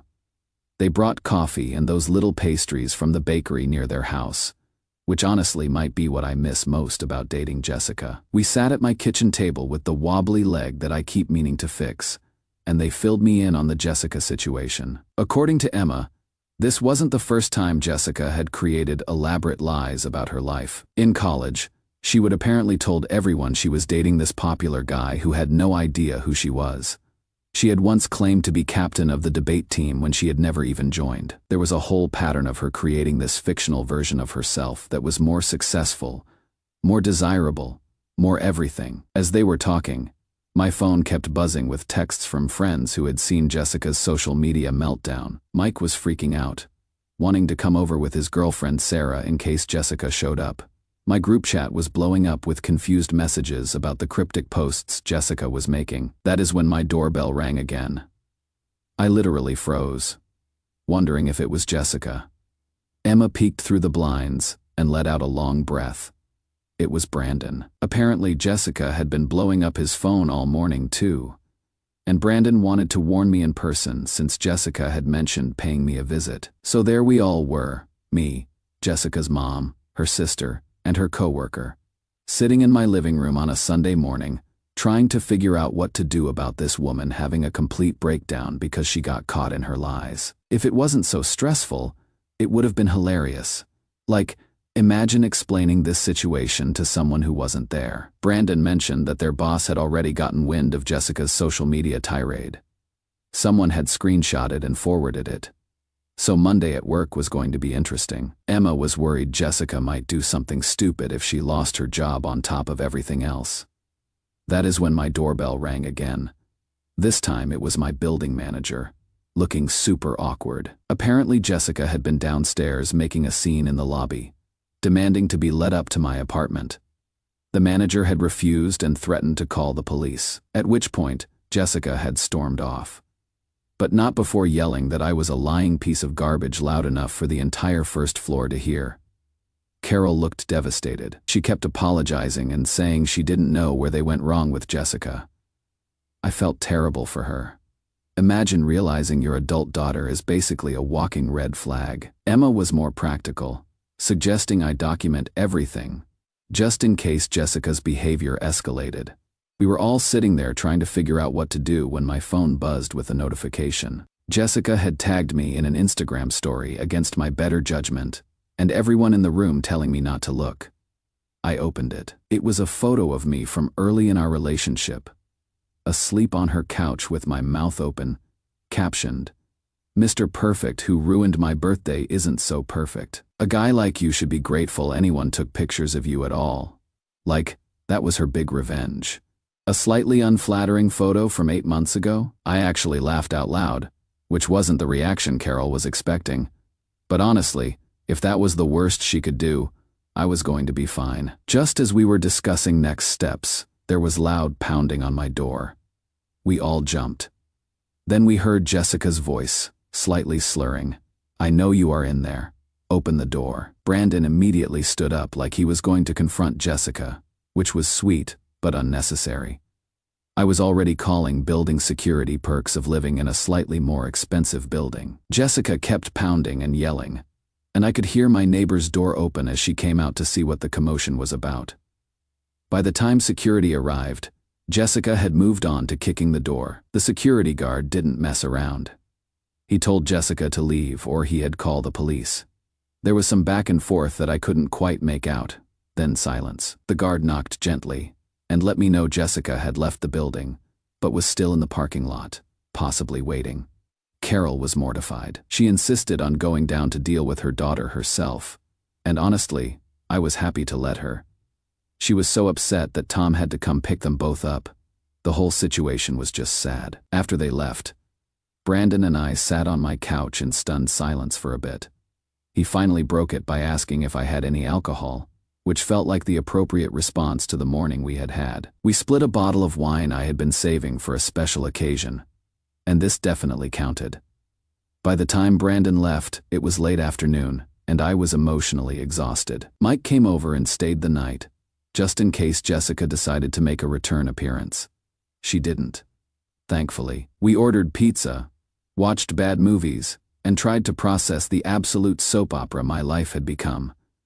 The next few weeks were an adjustment. Jessica got fired from her job after failing to show up for 3 days and sending inappropriate emails to several coworkers. She moved back in with her parents temporarily, which I only know because Emma and I have kept in touch.